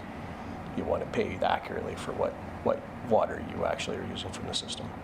So this kind of brings that all to an even keel is the idea too. I understand what you're saying. My point is that we're not in a deficit because we need to replace all these meters all at once. I think I'd feel better about doing this if it was more of a gradual process over a period of time that we could absorb this. And of course, the Councillor Dick's point, there's a lot of people out there on fixed income. If they had a sudden jump, annually it's $32, but that's an average. Like not everybody's going to be in that boat. Somebody could end up with an extra $300-400 tagged onto their water bill at the end of the year. And we just went through, as we all know, another fairly costly budget for operating and such. So it can add up to somebody who's on fixed income. I can certainly appreciate that. Thank you. Acting CEO. Thank you. Through you, Mayor Sidney. So I think it's been a helpful conversation around the table, thinking about ways that we can potentially improve upon our work plan. I think for phase 2, I think that's where this ultimately ends up. Phase 1, council's hopefully aware the units are ordered. We've received delivery of them. We have spoken with the vendor to kind of shift installation somewhat to allow this conversation to take place. But I think we wouldn't recommend doing much with phase 1. Again, we are currently under contract for it. I think it's probably the best approach, and what we would recommend is to take some of this information back and look at how we adjust the work plan potentially for phase 2. That would be kind of my advice on this. Thanks. Councillor Zabolski. Thank you, Mayor Sidney. If you'll allow me to maybe close out, and I'll ask the CAO for this answer because I haven't heard the answer yet, and Councillor McDonald asked it, and I do believe Councillor McWhirter just tried asking it, and it's the success or failure identified. So we were told that these have radio frequencies, they hook into our software, therefore we're going to digitally see if we're getting a better return if bills are going up. That is the question I believe that they're trying to get at. Are we going to see whether replacing these meters was a success by a 2% increase or a 10% increase, or there's going to be no change at all? Are we going to be able to have a report come back to see if this is a success or not? Thank you, through you, Mayor Sidney. I won't commit to something I don't have a full education on, but in the event that that is, that in fact is possible, we can certainly do that and come back to council with kind of year-over-year performance of the system. I think really the greatest benchmark and indicator for success when it comes to any element of the drinking water system is that it's sustainable and that it delivers safe drinking water in a reliable fashion to the residents of the town of Renfrew. And this is part of that equation. It's only one part of it. This is the way we track revenue, we collect revenue.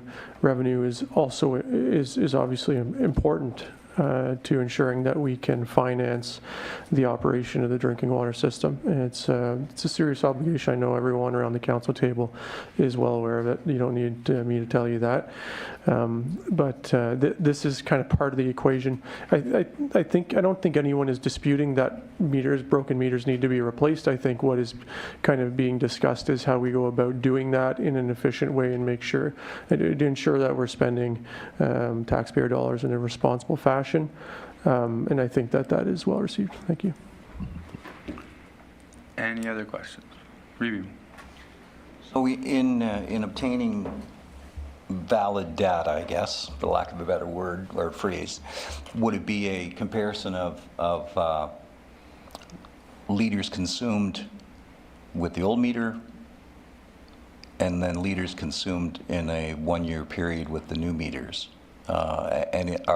Is the system designed to pull that information for each user from the old system and compare it to the new? Because that's the only way you're actually going to know.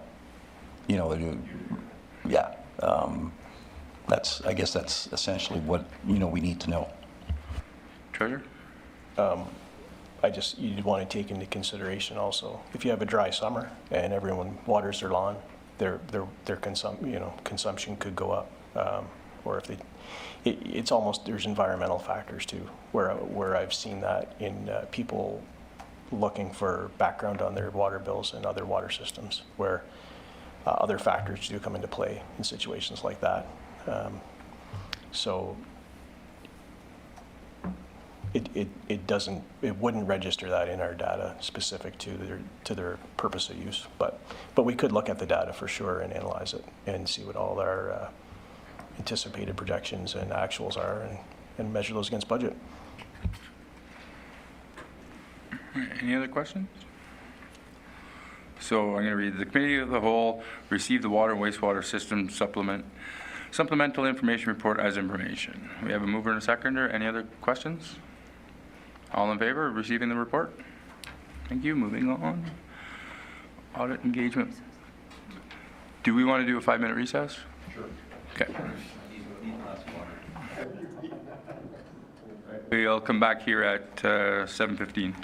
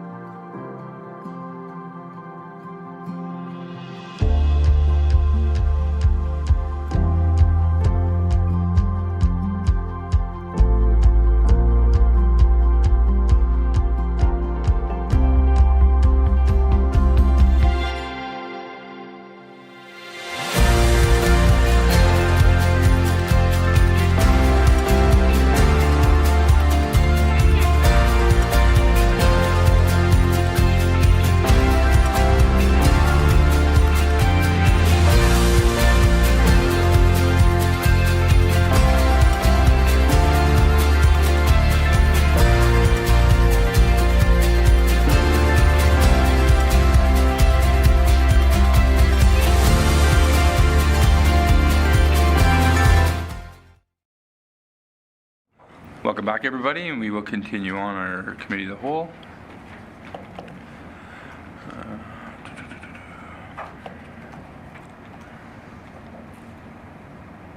A sec here. There we go. That the Committee of the Whole recommends that Renfrew Town Council authorize the Mayor and Treasurer to sign the audit engagement letter, and further that the Committee of the Whole recommends the Renfrew Town Council authorize all members of Council to sign the audit planning letter for the fiscal year of 2025 upon answering the 2 questions asked on page 4. Mover, please. Councilor McWhorter, seconded by Councilor Legree. And turn over to Treasurer Hodge. Thank you. So we finished the 2024 financial statements in December, and now we're looking for an auditor extension to prepare the financial statements for December 31st, 2025, with a hopeful target of June completion for those statements. After December, we're aware that come June, we hope to have an enhanced financial statement presentation available to the public and to the meeting. And the reason that we're looking for an extension is it's to allow the standard appointment of a external auditor to go past the 5-year mark that's noted in the Municipal Act. And right now, we'd like to do that for timeliness to leverage the preparation of the statements. And that will allow us to use our old account structure that is being phased to our new software system so that we can use the old account structure to expedite 2025. So following the process of the previous year, we will be looking at asking for the signing of the planning letter and the engagement letter to allow us to proceed with the audit and financial statement preparation to our completion date goal of June. Any questions from Council? Hearing and seeing none. All in favor? That's carried. Thank you, Council.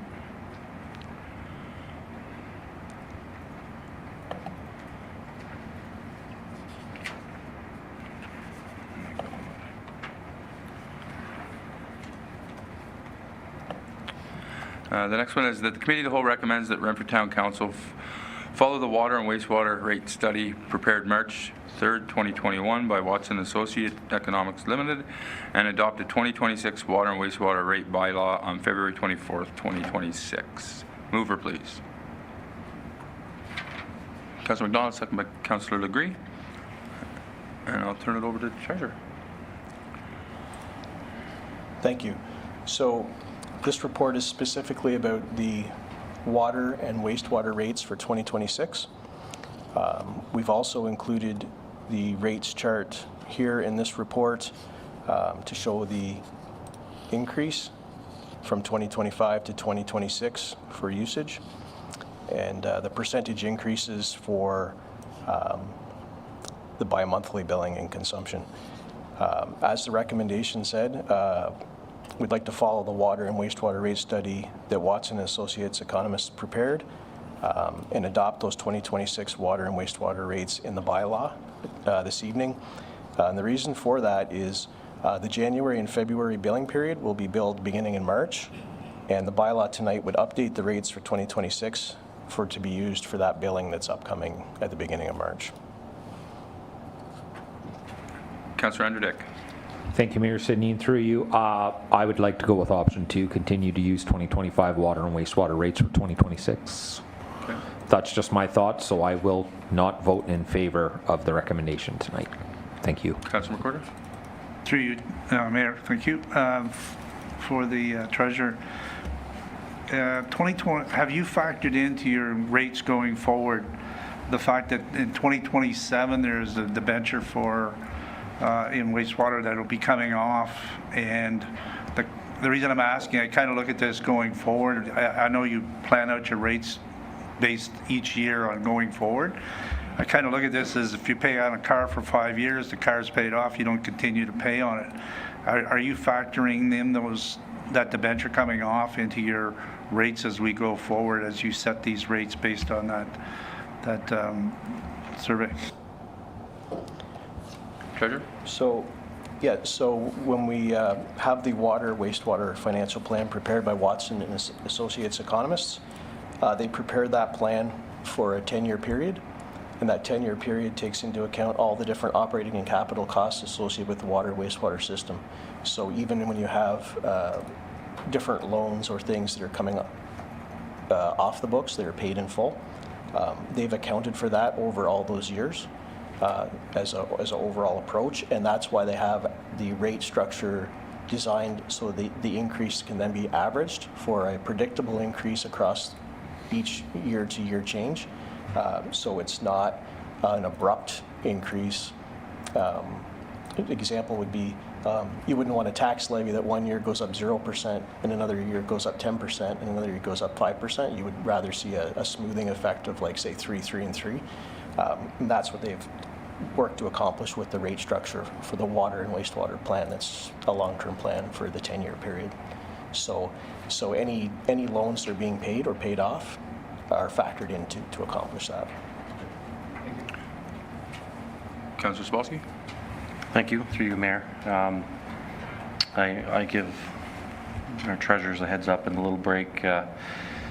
I've read this, I see the rates, I see the increases, but I'm not in favor of how this is presented. So tonight it's been mentioned, the Watts report twice. It's not attached. I haven't had the opportunity to review it again as a refresher for myself. I feel that the information that's provided for the increase, although I see that it's small, it's a 2.5% increase, that doesn't equate much, but I don't get to see the grand totals. We had all kinds of information presented in the last water report, i.e. that it takes $8.135 million to operate these systems for a year. We saw what the annual average rate was for our taxpayers, and none of that information's in here. So at this point, I'm not even willing to accept this information until the rest of it's been included for review. Thank you. Councillor McDonald? Before, to you, Mayor, through you, before Councillor Sobolski spoke to that, my mindset was I'm for option 2, but I'm even further than Councillor Dick. I'd rather put it off to 2027. To Councillor McWhirter's point, that's when the debenture comes off the books, and to me, we should be giving taxpayers a break. A lot has changed since this original study was prepared in 2021, and we have the Madaway debt load that we're trying to absorb. So it's not normal in terms of what we're dealing with financially. So I'm for option 2, but I'm prepared to listen to everyone else talk if we put this off for a bit too, on the table, I mean.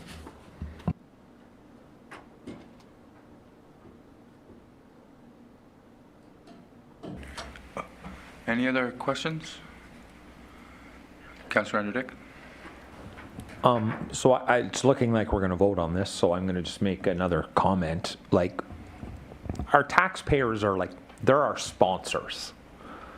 You know, they sponsor all of this stuff, you know. And when a sponsor's not happy with the outcome, sponsors pull out and they stop giving money. And I really don't want to see maybe in 5-10 years that happen in this town where people are going to start moving out of this town. So why don't we give our sponsors a win tonight and say, here, we're going to give you a win. We're not going to increase the water rates this year. Like, I'm like looking at all my fellow councillors. Let's give them a win for once and say we're not going to increase something. So looks like we're voting on it, so I just wanted to say that and try and convince you lads to go my way. Councillor Lugar? Through you, Mayor Sidney. So I'm not going to go with option 2. And my reason is, we can look at, I agree with everybody, like with Councillor Dick, we need to look at money and stuff, but water, Councillor McDonald and myself went on I think everybody was supposed to, but I think it was just us that ended up going to Petawawa with like a water course, and I seen how serious it is, and like by not putting, this is like a snowball effect, and this is where the town is, I blame the town for this for years, sorry, but where we put stuff off today and we move it till next year, and then next year you got twice as much. Like, that's my concern. And water, whether people get upset with me or not, I will not, after sitting in that course and listening to them for 3 or 4 hours, whatever we were there, that is not a game we want to play with. And me as a councillor, it's the health and safety of the residents. It's not about, this is not about money for me. It's about the safety of when they turn water on and when they drink from it. And this is not somewhere I absolutely do not want to cut from this. So I'm in favor of option 1. Thanks. Councillor McDonald? Thank you, Mayor. To you, just to be very clear, I'm not talking about lowering standards at all whatsoever. We're just talking about giving the taxpayer a bit of a break if we can. Thank you. Councillor Andrew Dick?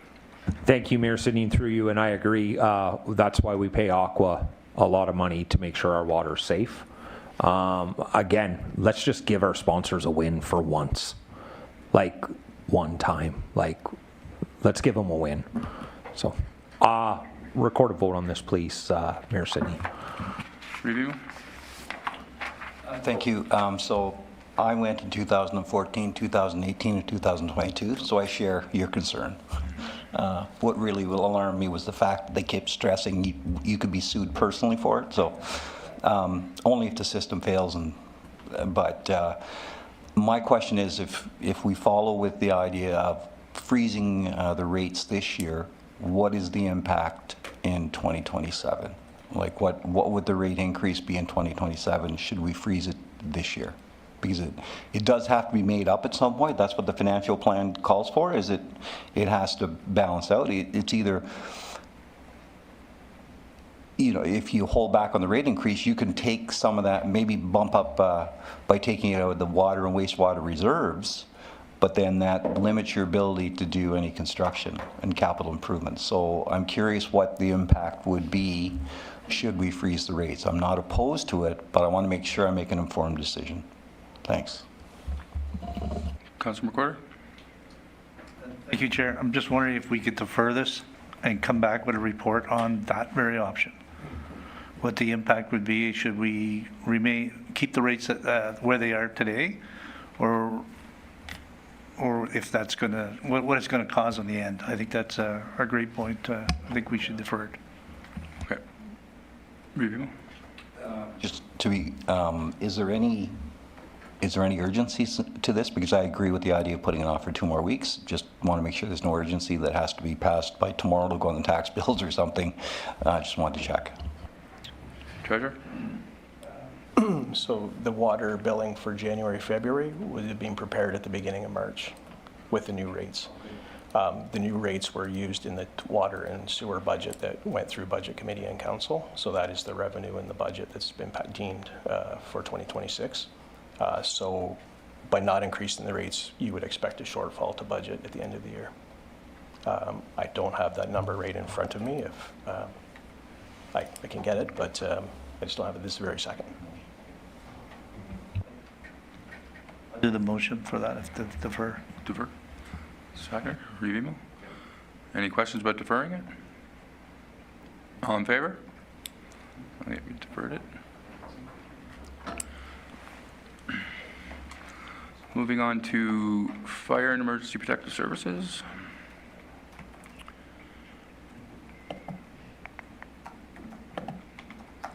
Fire Protection Grant. That the Committee of the Whole receive the Fire Protection Grant report as information. Mover, please. Councillor McDonald, second by Councillor McClurger. And I will turn it over to Director Gast. Thank you, Mayor, and through you to all of Council. In the 2024 Ontario budget, the Ministry of the Solicitor General launched the Fire Protection Grant. It's a 3-year provincial initiative providing dedicated funding to eligible municipal fire departments. For the 2025-2026 year, project eligibility has been expanded to include equipment and supplies for lithium-ion incident response. The province doubled the annual grant envelope this year to $20 million. The initial grant was $10 million.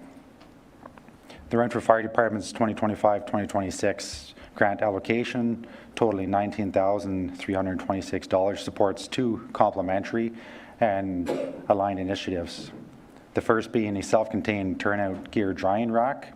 This includes the purchase of the rack, which is NFPA compliant.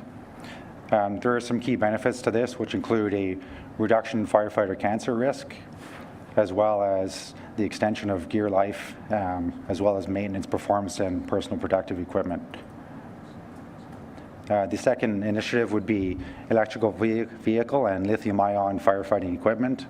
This includes the acquisition of special firefighting equipment designed to safely suppress and contain electrical vehicle and lithium-ion battery fires. This includes specialized fire nozzles, which can be placed to deliver large amounts of water to battery packs that are typically located underneath the vehicles. Both projects collectively address significant occupational health threats to modern firefighters, including occupational cancer and emergency vehicle fire hazards. I would like to extend our gratitude to the Ontario government for the generous support through the Fire Protection Grant.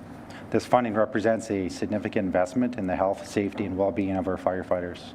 Thank you. Thank you. Any questions or comments? Hearing none, all in favor? It's carried. Thank you, Council. Moving on for Infrastructure, Public Works, and Engineering.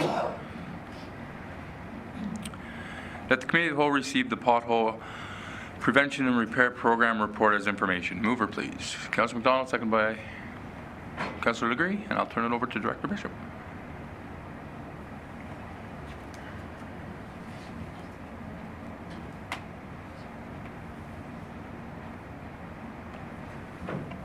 Thank you, and through you, Mayor. So the Ontario government is investing $10 million to make roads safer by preventing accidents and damage that can occur from potholes. So there's a new program called the Pothole Prevention and Repair Program, and municipalities with populations up to 10,000 people can apply for funding to support this critical road maintenance. The town of Renfrew submitted an application under this program and was successful in obtaining $38,000 worth of funding. Eligible expenditures include pothole prevention strategies such as microsurfacing, single surface treatment, and pothole repair strategies such as hot mix asphalt patching. So I just wanted to pass that along for information. Thank you. Any questions? Councillor Anderdick? Thank you, Mayor Sidney, and through you. So I do have kind of a question about this. So first off, good job on getting some money for our potholes because we all know the situation. My question is the lads on Public Works do the best they can with the stuff, the materials they have and the equipment they have. And sometimes it works really well and sometimes it doesn't. The only reason I'm bringing this up is because I hired a company last year, a local company, I won't use their name, I hired them to do some pothole repairs, but like paving, like actual pavement. It was, in my opinion, very affordable, like really affordable. I was blown away at their pricing. And I'm just wondering, would that be something possibly maybe the town of Renfrew, I don't think $38,000 is going to fill a lot of potholes, but it's going to fill quite a few. Would that be something maybe we could look into, getting a local company to do our potholes and do them 100% correctly, and then they're done at least for another 5 to 10 years? Just kind of a hypothetical question.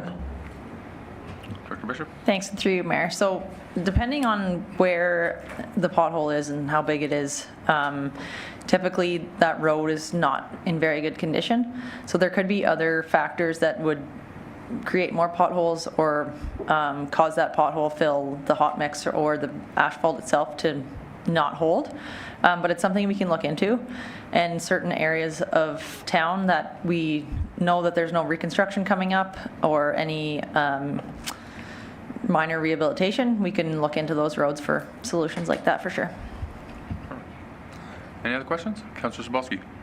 Thank you. Through you, Mayor, and just to suggest towards Councillor Andrew Dick, because it's a good idea, our newer infrastructure roads would fit the bill of a better fix if we happen to create a pothole. Instead of just a hot mix, we could potentially look at a better solution fix to what you're suggesting so that our newer infrastructure has an opportunity to be repaired properly and creates better longevity, right? So. Any other questions? Hearing none, all in favor? That's carried. Thank you, Council. Moving on. That the Committee of the Whole recommend that Renfrew Town Council approve the draft entrance policy as presented and that staff be directed to bring forward the appropriate bylaw for Council's adoption. Mover, please. Councillor McDonald, seconded by Councillor Legree. And I'll turn it back over to Director Bishop. Thank you, and through you, Mayor.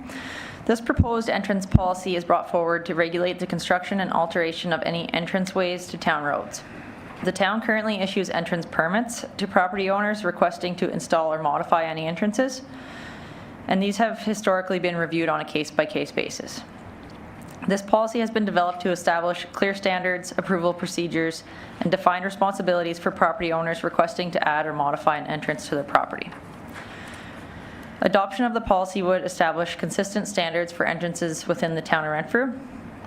And amending the policy would delay its adoption, but would allow for additional changes to address any outstanding matters. Thank you. Great. Any questions? Councillor Legree? Through you, Mayor Sidney, to Director Bishop. So there's no fee attached to this. So if this gets approved on March 10th and somebody wants to apply for it, how does that work? Because the fees and charges we just do once a year, correct? Actually, I don't know who wants to answer this. So how, like, if this gets approved March 10th and somebody wants to come in April or something and apply for this, how does that work? Director Bishop? Through you, Mayor. We have a $100 fee for an entrance permit already. So historically, if they do come in, we just haven't had a policy to regulate that, but they do pay a $100 fee. Perfect, thanks. Any other questions? Review? Thank you.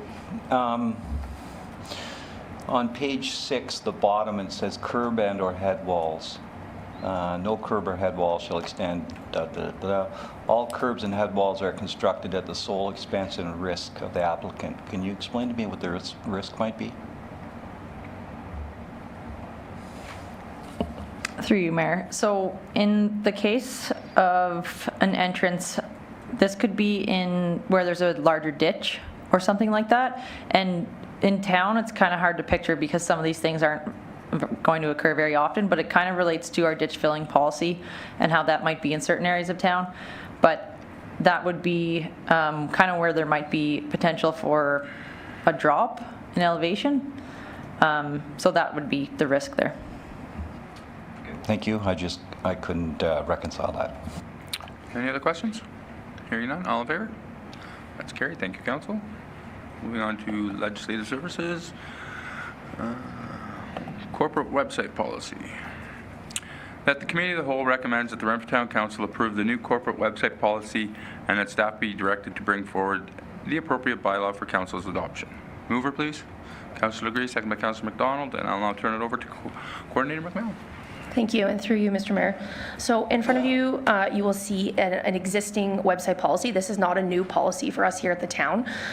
If you remember, I was back here in June getting approved our social media policy. So originally these were one policy, and we've now broken them into two separate policies.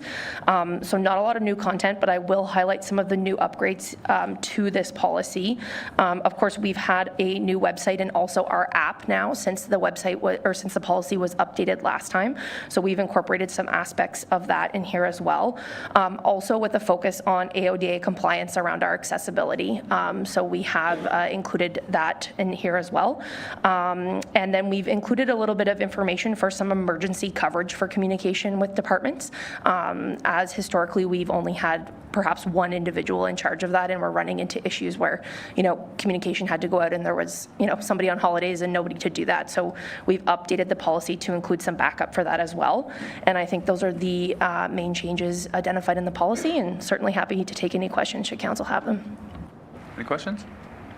Hearing none. All in favor? It's carried. Thank you, Council.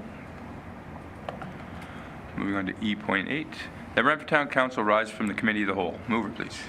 Councillor McDonald, second by Councillor Einder-Dick. All in favor? That's carried. Thank you, Council.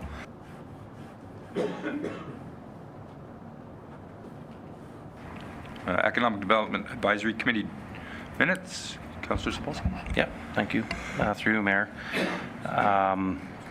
Good meeting. If anyone's interested in checking out the presentation that was provided to us from Bob and Leslie, they came in from Ottawa Valley Cycling Active Transportation Alliance. It's a big mouthful, but it was a great presentation on their global view of what we have here in Renfrew.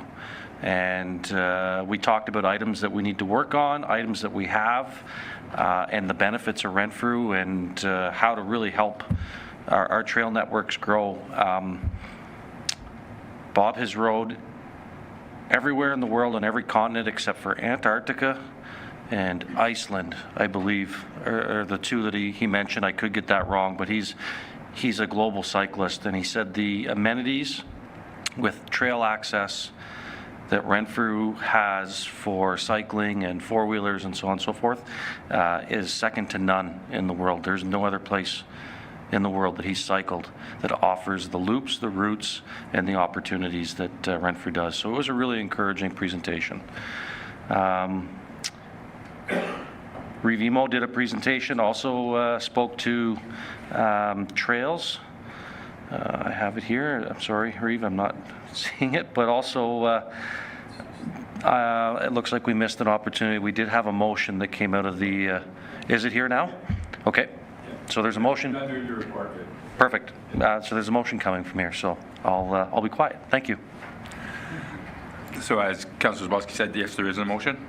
And the motion is that Renfrew Town Council direct staff to research other municipalities that have incorporated adventure and trail tourism into their economic development strategies and report back to the committee with findings and recommendations on whether a similar model could be implemented here in Renfrew. Mover, please. Councillor Zabolski, second by Revimo. Any questions on that motion? All in favor? That's carried. Thank you, Council. On to minutes of the Renfrew Public Library. Councillor Degree, do you have? Through you, Mayor Sidney. So the minutes for the Renfrew Public Library Board dated June, September, October, November, and December 2025 are attached for councillors reviewing. I'll just highlight a couple of quick things. I first want to say thank you to Ms. Latondras for her dedication and passion she had for our library. And on behalf of the board, we wish her the very best in her new position with the City of Ottawa. Just a couple of stats for January. So total circulation for the library for the month of January is at 6,070, compared to prior year was 5,372, so up by 301. Number of visits was 2,952 for the month, compared to the previous January was 2,651. So we're up there too. New library members for Renfrew, there was 26 in January, Horton 7, McNabb Braeside 1, and then other, which includes Admas and Brumley, was at 8, so we had 42, which brings our totals to 4,361 for the month of January, which is up 627 from the previous year. Thank you. Thank you. Any questions? All right, moving on. Yeah. Can I just jump back to Councillor Zabolski, because I want to make a comment about, sorry, I didn't know there was, Oh, sorry. I just want to state that the Ride Renfrew initiative, I think that was yours. I think it's great because this whole community with sledding and four-wheeling and biking and all that, so I just wanted to kind of highlight that. I think it was a great idea, so thanks. Thank you, Councillor. County Renfrew Council Summary. Review. Thank you. Very quickly on page 1, Canadian Nuclear Laboratories made a presentation, and I always ask them for numbers. So when you take a look at that, and it says it employs 3,468 staff at Chalk River, contributing more than $300 million into local salaries each year. It works with over 300 local suppliers. I'm aware of 2 suppliers here in Renfrew who I see at their annual supplier days, and so when I spoke to Councillor Zabolski's group, asked that they get the word out so that more of our local employers have an opportunity to get up and understand how they can become suppliers or contractors for Canada Nuclear Labs.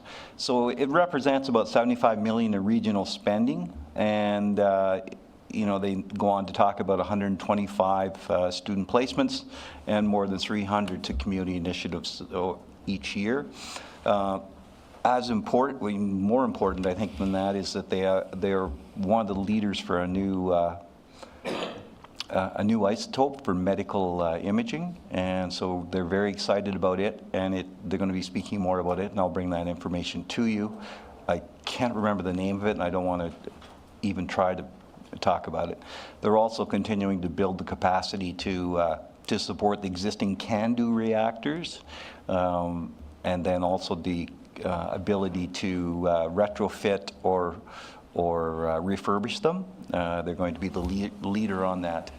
And then there's a small modular reactors which they're working on, and there's some they're able to miniaturize them even more. So I think there's some very exciting news coming out of Chalk River the next little while. The transformation from the last consortium, the present consortium, that consortium has been in place for 10 years. They were the initial consortium selected to operate Chalk River Labs and White Shell and Port Hope in 2014 when the GoCo model was put in place. A new company, a new consortium has been selected. There is some time lag in switching over, so you're going to see a whole new management team come in from I believe there's 5 corporations that form the new consortium. So I'll get you more information on that as soon as I get it. Page 2, just something we're proud of is that the building on 224 Vimy Boulevard, it's when you go into the Vimy project, it's the garage house combination at the end. When Opiongo Housing owned that site and corporation, they used that as an office and a place to store their equipment. They turned it over to the County of Renfrew Housing Corporation about 7 years ago because they ran into difficulties with having enough volunteers. We're spending $61,000 on to turn it into another residence.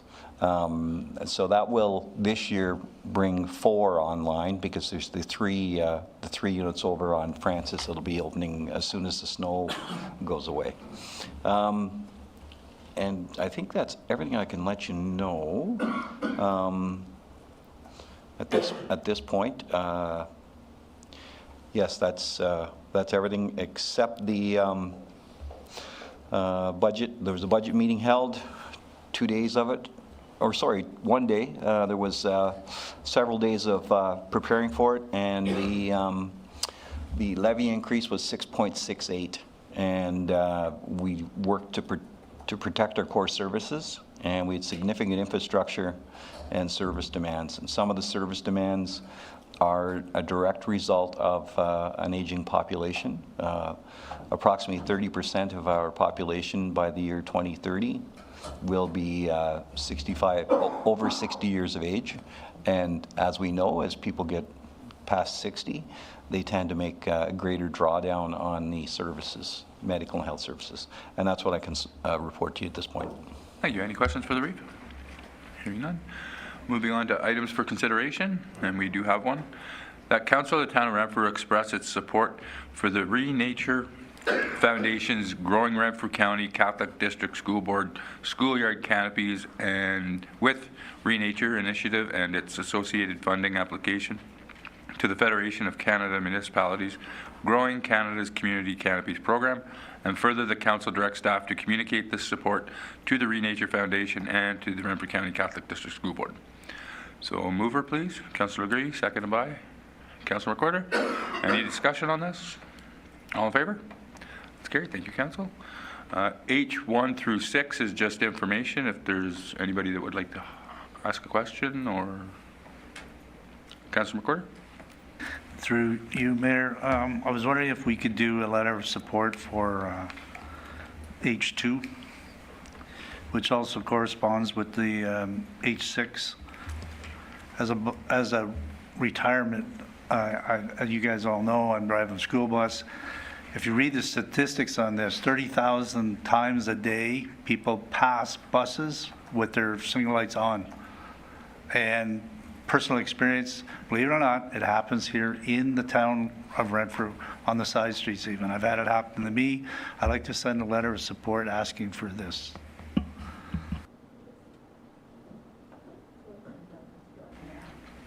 Okay. Yeah, no, we can definitely do that, but we need a motion for that, so what would the wording be on that motion? Sorry to throw you. 1 second. And you want to do 2 and 6, right? Yes, Yeah. please. Honestly, can't believe people do that, though. 30,000 times a day in Ontario. That's crazy.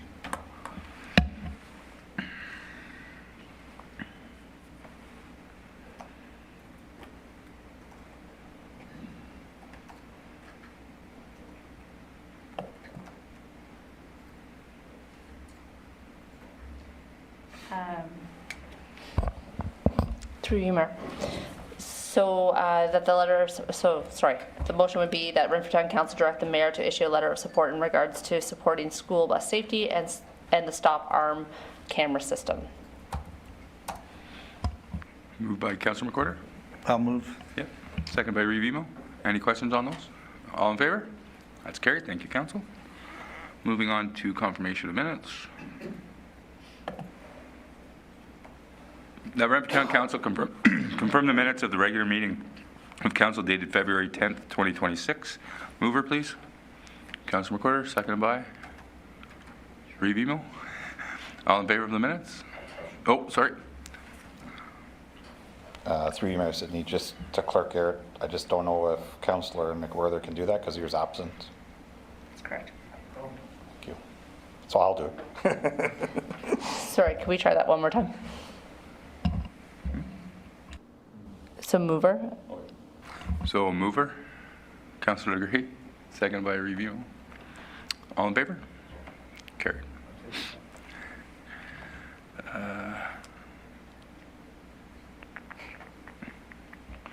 right, moving on. 2 matters arising from Committee of the Whole. The Renfrew Town Council adopt the final resolution considered in Committee of the Whole on February 10th, 2026. One, that Renfrew Town Council approve the proposed amendments to the procurement policy and that staff be directed to bring forward the appropriate bylaw for adoption. Mover, please.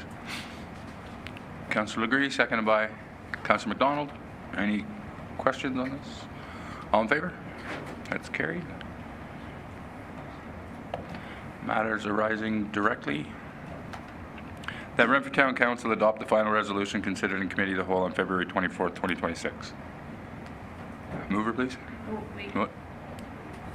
Through you, Mayor Sidney. Sorry, just to stop you on this one, the motion that was originally there, which was something that was to move forward from today's minutes, or sorry, today's Committee of the Whole discussion, has been removed and crossed out. So I would say there's no matter to be considered at this time.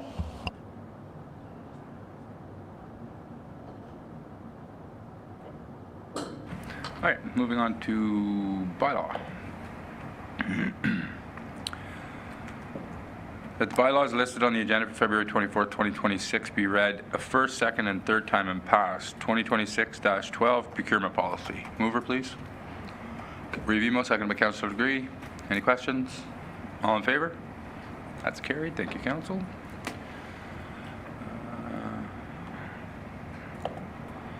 Motion of which notice has previously been given. The Renfrew Town Council directs staff to investigate and report back on the financial implications of retaining an independent third party to conduct a review of both Renfrew Power Generation, RPG, and Renfrew Hydro Inc., RHI, to specifically include an assessment of each entity's net assets, capital assets, and estimated market value. Mover by Councillor Sobalski, second by Councillor McDonald. Any, you guys want to jump in on this? Councillor Sobalski? Yeah, thank you, Mayor Sidney.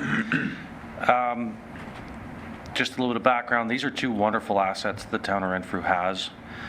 They do a tremendous amount of good for us, and we're proud to have them. But I do believe that we should put ourselves in a position to have updated information on what these assets are for the town of Renfrew. So the request is basically, as it's read, to investigate what the cost would be to bring in a third party to review what these assets are and give us an evaluation. So it's solely that. I just want to see what the cost of a review would be. We're not, and then it'll come back to us, and we can have a wholesome conversation of what those costs are, and if we should proceed with a review of these facilities or not. Any other questions or comments? Brief. I agree, and I'm just want to be sure that whoever does the evaluation understands that their model for RPG might be two models. One is the existing model and one is the future model, based on conversations that have been had. Any other questions or comments? All in favor? That's carried. Thank you, council. Any notice of motion? Hearing and seeing none. Confirmatory bylaw. The Renfrew Town Council adopt the confirmatory bylaw 2026-14 and be read a first, second, and third time and finally passed. Mover, please. Councilor McDonald, seconded by Councilor McQuarter. All in favor? That's carried. Upcoming meetings.